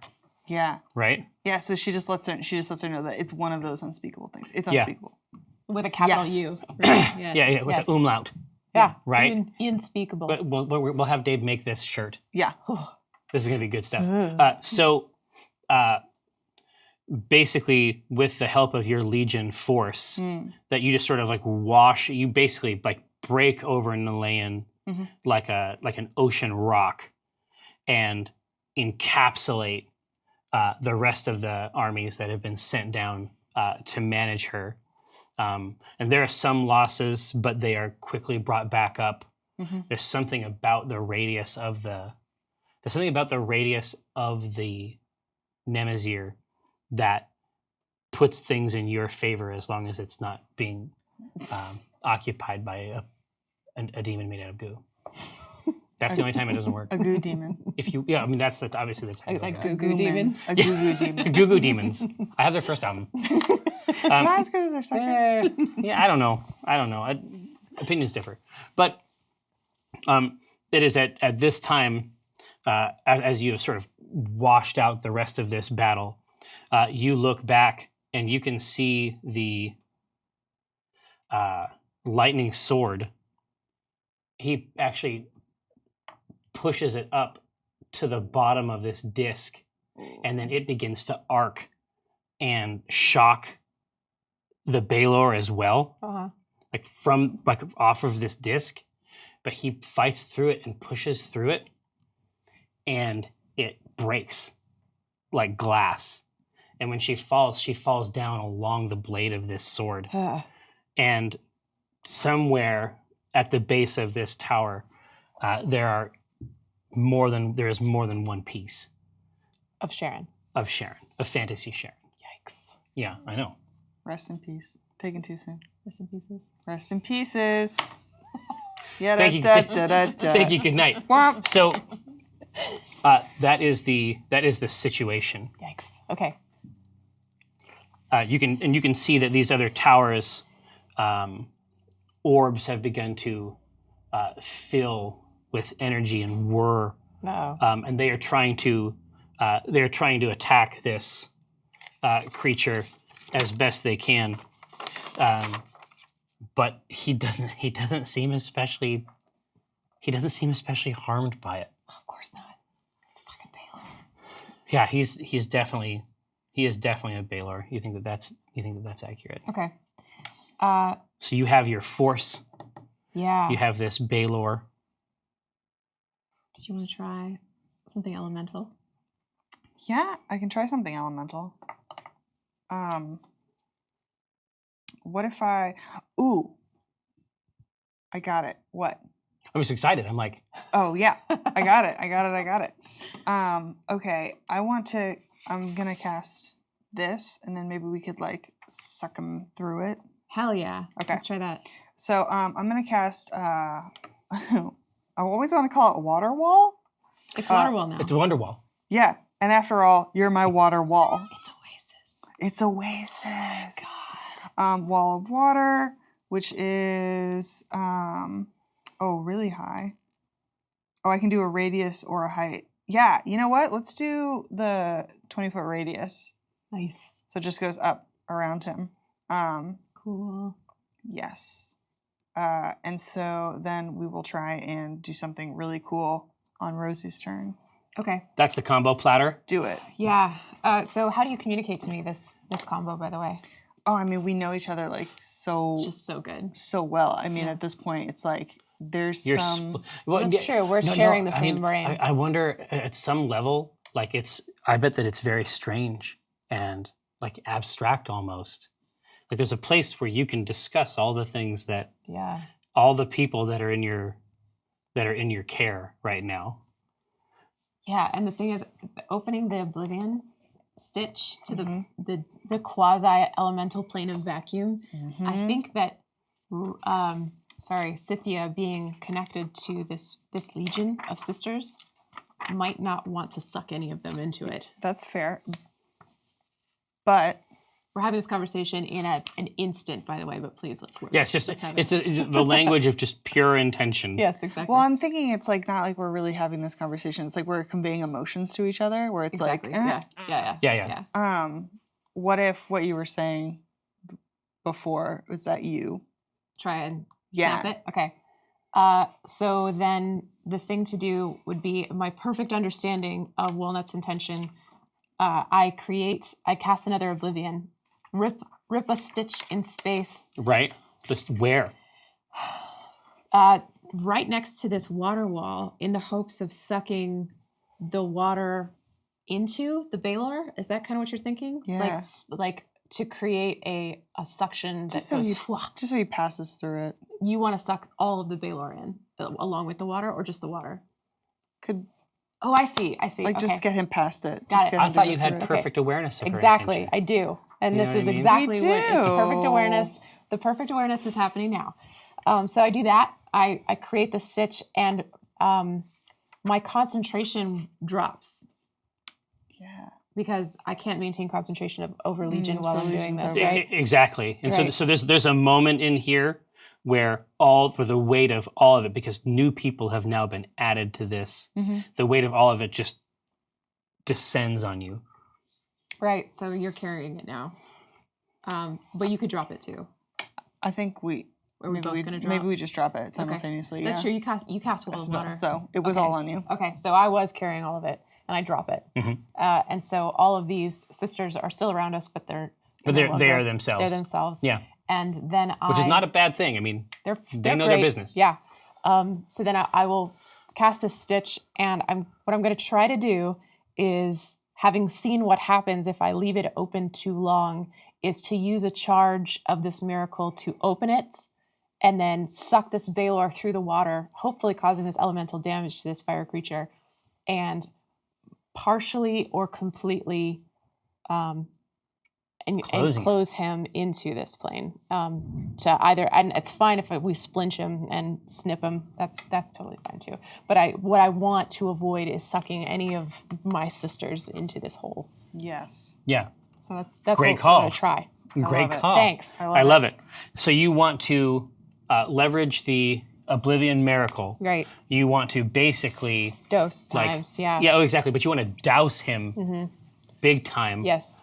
With this water, because as a creature of flames, your hope is that this will be a negative experience for him. Yeah. He won't like it. Bad review on Yelp. Yep.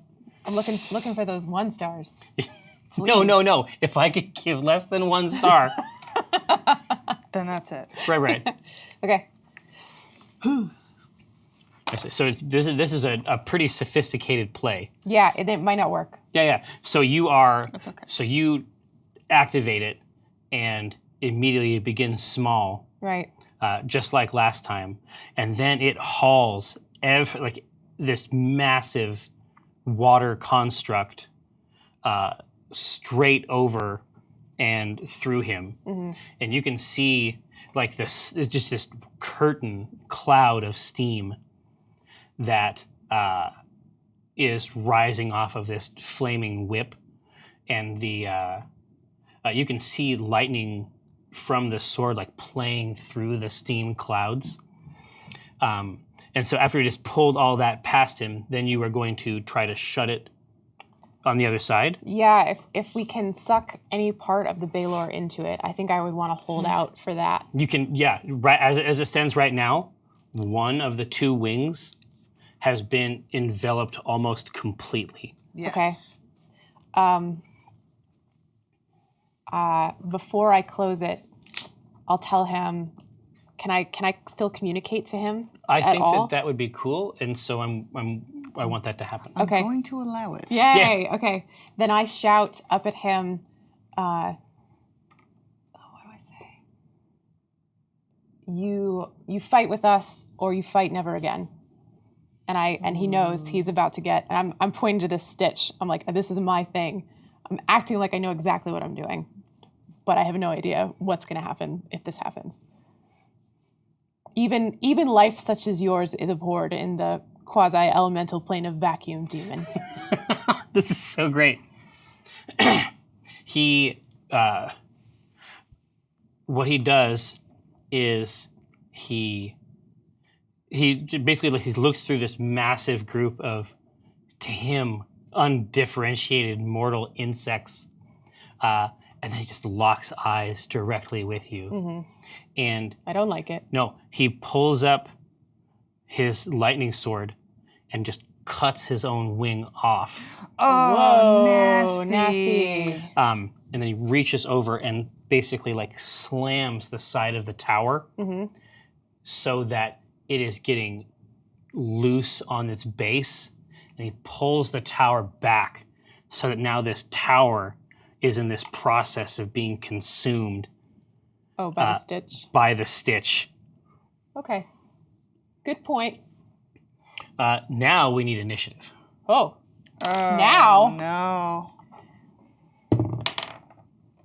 Oh, that's good. That's not bad. Oh, 16. So close. To venti. Yeah, Rosie definitely goes before me. Okay. 20? 20. And you go what? 16. Okay. I got good. But it's You give me an upside down boy? Let's Nice. put the balor right there. he's great. He's doing quite well. So he is going to just sweep with this massive group of foes down in the middle of the road. He is first gonna, he raises his whip and then flings and cracks it out, and it bursts back into flames. And then he just sweeps it across the street. Oh. Oh my god. We're gonna die. What's your AC? Mine? Yep. That's a 16. Your conscious AC? Yeah. Yeah, honestly, he did not hit you. Okay. So that's great. Okay. But he hits a lot of other people. No. Glad we're not linked to them anymore. Yeah. Yeah. You don't. Yeah. You want to feel what it's like to die 20 times Nah. in 1 second. Walnut. It's actually Rosie's turn. She got 20. I got 16. Oh no! It's not your turn. Oh, It's- I'm gonna die. Yeah. Never mind. So this sword is coming. This sword is coming down. Yeah. Directly onto, as near as you can tell, like directly onto Nilayan. No. And I'm just gonna give you an opportunity Oh, shit. as someone of intimacy to react in the way that you think is appropriate. So She's also a super tough lady. The correct reaction might be to, she knew the risks. yeah, so I feel like I'm overcome with Vervain's feelings. Like they are so strong that like Walnut takes a back seat. And Vervain, take the wheel. Vervain, take the wheel. She does think that Nilayan knew the risks, like they all did going in, but that doesn't make it any less difficult to see it's right in front of you and to see it happen.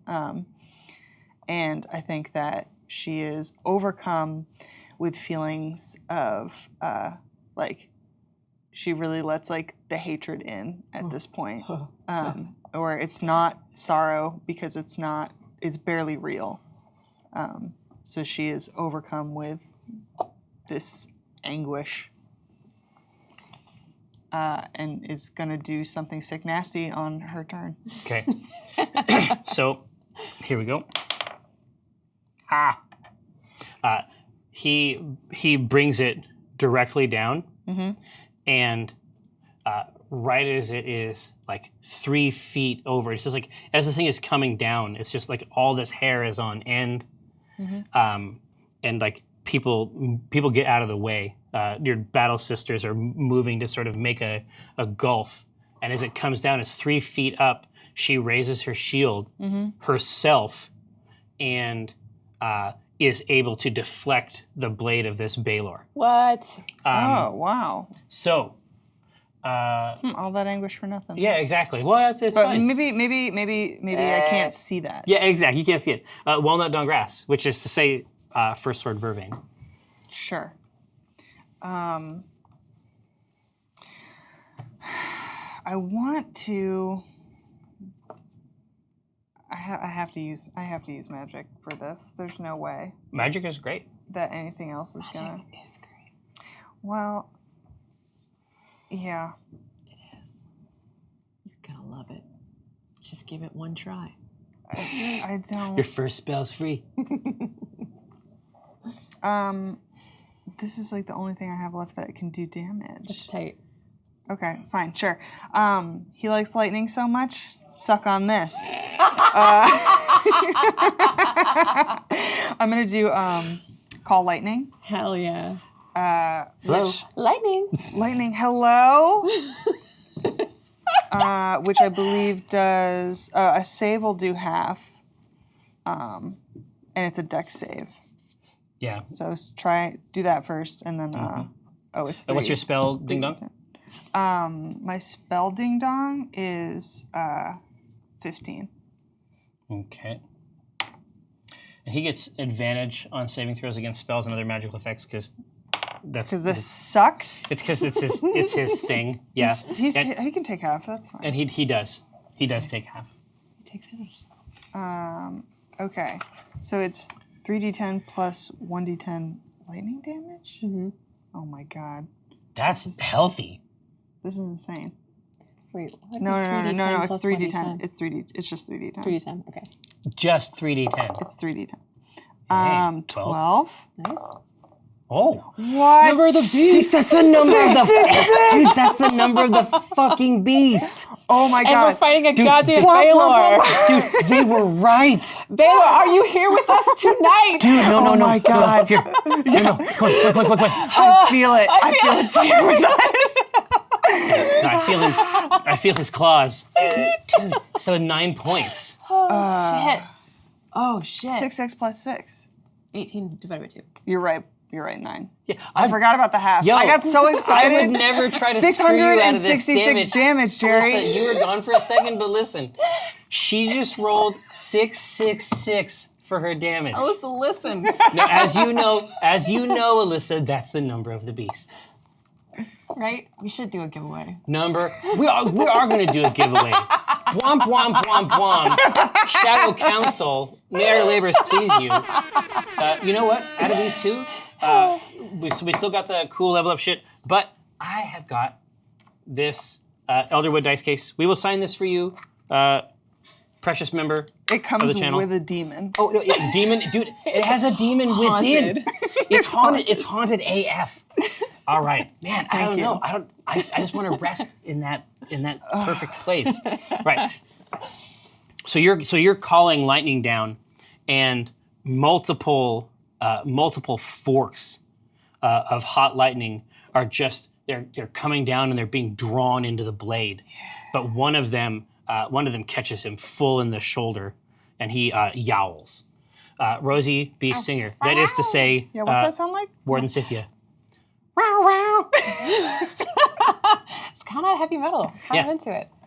Vampires are kind of heavy metal altogether, aren't they? Dude, Kind of the epitome of no. heavy metal. If you're playing a Dungeons and Dragons game, and it could be with very little effort, airbrushed onto the side of a van, that's how you know you're doing it correctly. Yeah, that's true. Okay. Oh, so he didn't like that. He didn't like that. Yeah, I didn't like that. I think then I'm gonna do an earth glass. Ooh. Do it. I'm gonna do it. So molten stone shall issue from a place of my choosing, Indeed. which will be under his feet. Mhm. And to my goal would be that this would climb the lava would kind of like pool around his hooves, Yeah. his cloven hoofs, and obsidian him in place. Fully. Yes, just rock hard all the way. Absolutely. Yes. That's a very good choice, I would you. say, from a damage and tactical perspective. Thanks. Yeah. He has taken some gruesome hits here. So the magma rises, and then almost as though it bearing some kind of intellect, is starting to creep up these legs, and then it hardens about halfway up his torso. Nice. It looks cut. Nice. It's cut. Ripped. Yeah. Absolutely. It gives him more abs. Yeah. It hardens into more. Well, no. abs. 666 abs. Yes. That's why that's the number. Exactly. That's why. So it is at this point that Grovekeeper Nalayan, her is walking in a very conscious way. Wherever she goes, other people are not. If they were there, they are immediately moving out of the way. And as though she can't decide, the weapon in her hand is almost like trying to give her suggestions.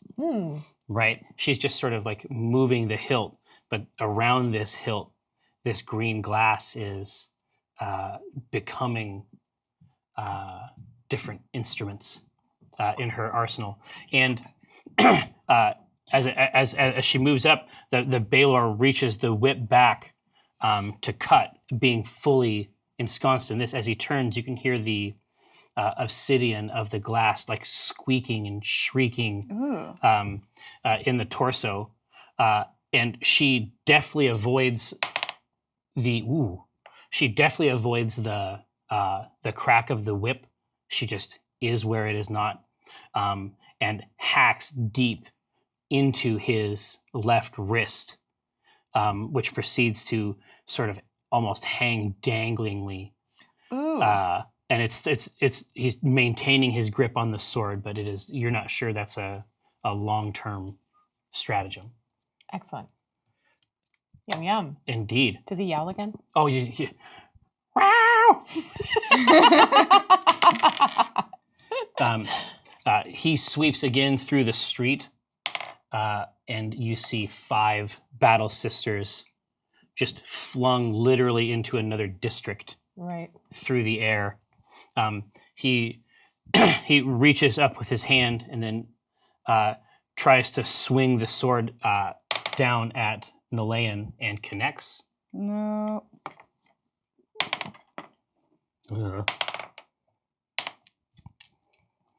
Okay, that's not good. I had a plan for this occurrence. I can make this work.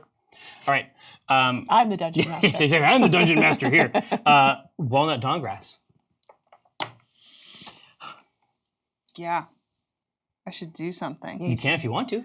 He brought it down on her. That's all he cares about. Is her. I want to. I'm gonna do it. I want to cast. Oh yeah. Wait. You can do my regular. Yeah. My regular she did. sauce. Yeah. She did Grammamancy. Okay. Who knows how this fight actually happened? So yeah, I'm wondering. I mean, actually, I have that spell already anyway. So a version of it, yeah. A version, yes. But here's my question for you: is what kind of forest friends would Vervain have? Oh. Would she not? Could she be friends with something? I don't know. Vervain's, I mean, I do, but but Vervain's forest friends would be elk, elks. like a running elk herd. Well, I know exactly what kind of damage they do, so let's go for that. Yeah. So I feel this connection to the elk, and Walnut has a connection to the elk too, obviously because of her form or whatever. Yeah. So you feel that consonance between those two. Like I just get this this mental image of this proud elk, and so I do my normal thing. I look within myself, and I somehow, in that same way that the spiders knew what I was saying, let out this call, which seems impossible. A shriek. Yeah, it seems impossible to call for something in this place. To call for elks down here. But. Exactly, but the Nemazir answers. Right. And just sailing out from its mystic aura, battle ready, determined forest friends, basically fire. Like a cannon. Exactly. Like they're gonna be a herd. Just one. No, it's just chunks, elk chunks. Oh, no, God. they're fired. This group of them hits, and then as they descend, they catch the road just at the exactly the right point, and they are up, and you can hear them coming around the same street that your procession went through. And they run up. What do you want to happen with these friendly elk? I say, God forgive me. No, I'm joking. I want them to do their charge, which I know they have. Oh, absolutely. And I want them to charge at the. I want to try to get them to disarm him. Ooh. Because he's already weakened. Oh yeah, dishand. Yeah. Right. Dishand. I want it. I want it completely out of the picture. I love it. So they are. They have that super odd run. Yeah. That bound. Galumpy. Yeah, it's very. I suspect it would actually be very difficult to protect yourself against, which is probably its purpose. Yeah. So they are running up the roads and streets because this is like a multi-level. As you've moved into the place of scholarship and learning, it's a more ornamented architecture. And they are coming up. They're running into people's houses and going up the stairs and coming out of second-story balconies. Yes. To jump out, and they are driving into this deep wound that it already has in the wrist. They are just driving their antlers just in a heap, and until they have worried it off. It dangles for a moment, the skin stretches, and then the blade falls in the middle of the street. He's gotta hate that. Gotta hate it. Rosie Beesinger, you are also playing Dungeons and Dragons. I am. Tell me about this blade. It's gigantic. I mean, because it's a sword designed for a huge creature. It would be difficult to pick it up. If I were one creature. Oh! I connected with it. Do it. All right. I'm going to see if Jerry will let me do this. I would like to cast Legion. No? Not going to let me do this? I love you. I was like, really? This is where you draw the line in the sand? Hey, no, this is too cool. Fuck you. We're not going to do it.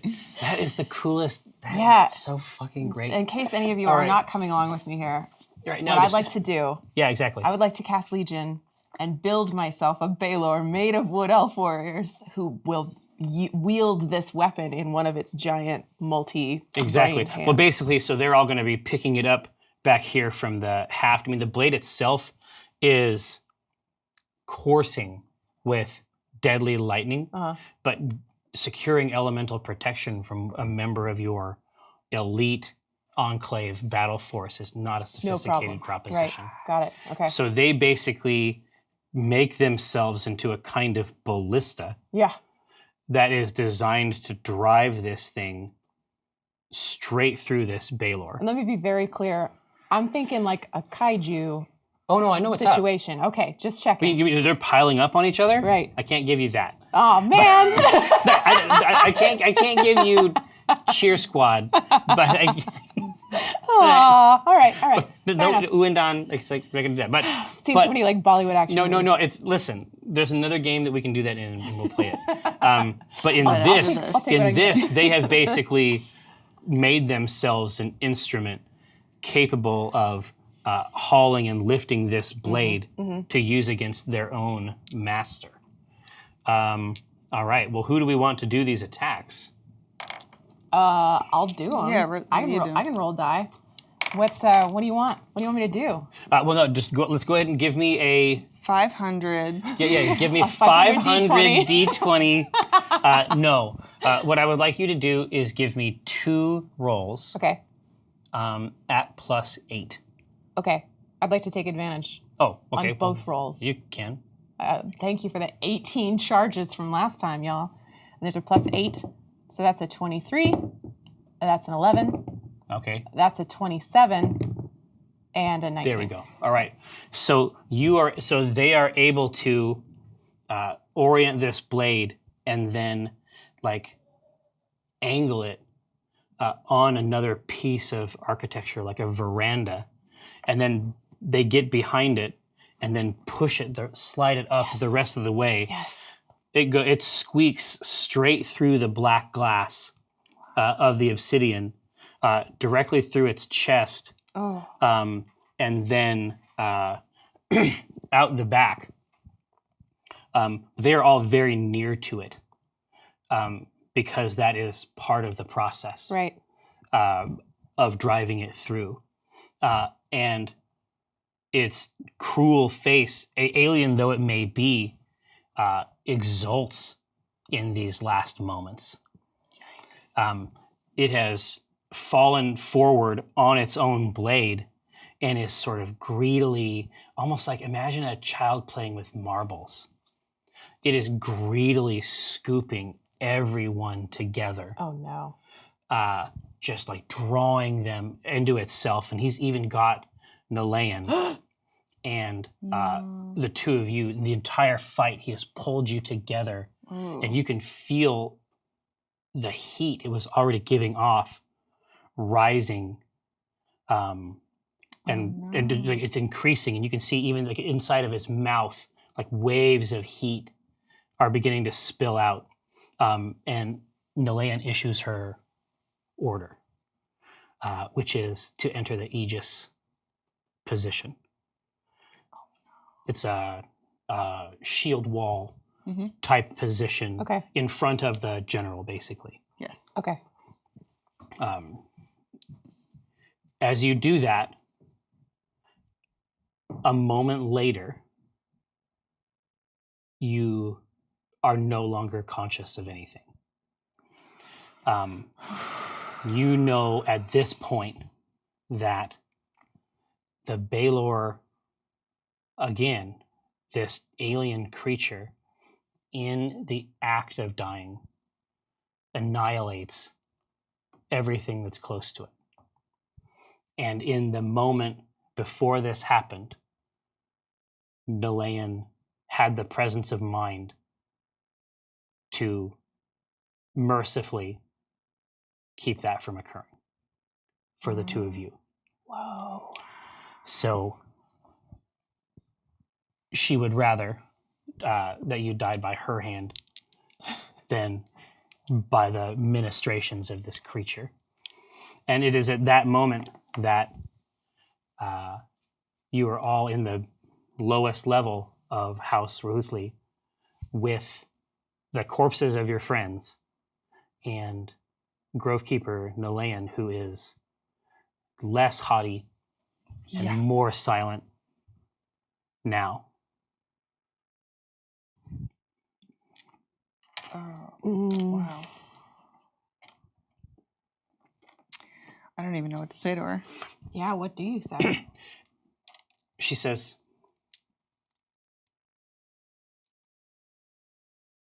"How far does the grove extend?" And I say,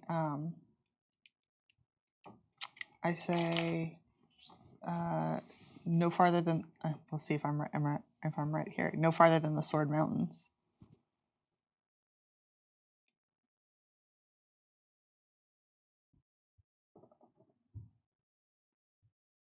And then I've come back to a world where my daughters consort with the drow. I say, there are none left but me.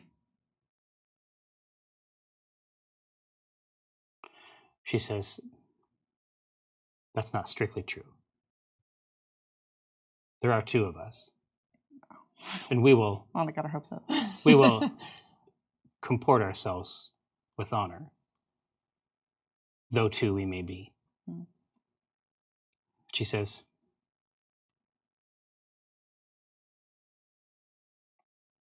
do you have need of these two? Yes. To what end? And I say,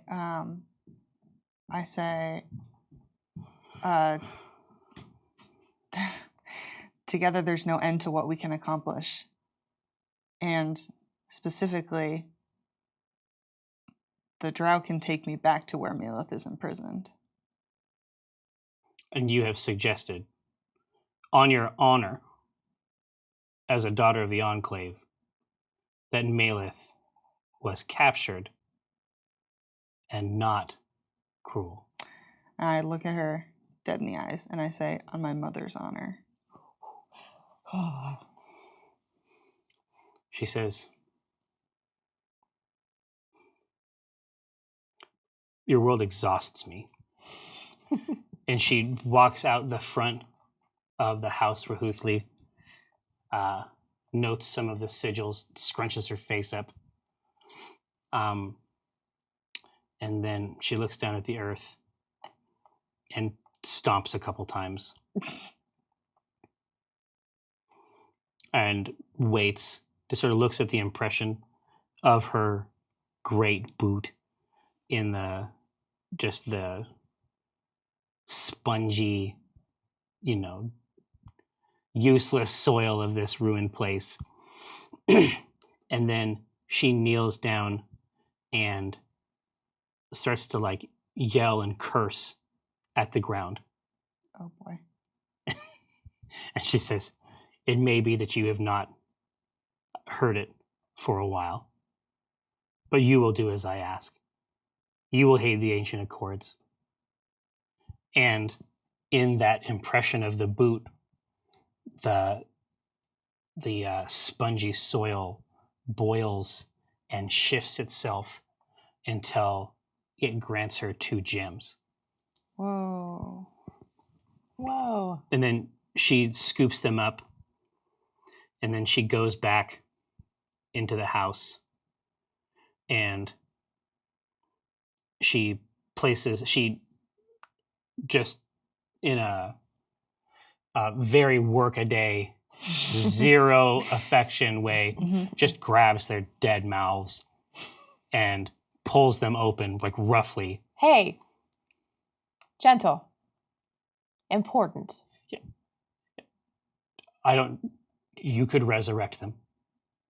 Do I look like a cleric to you? Come on. Shh. She puts a gem in Cathrissa's mouth.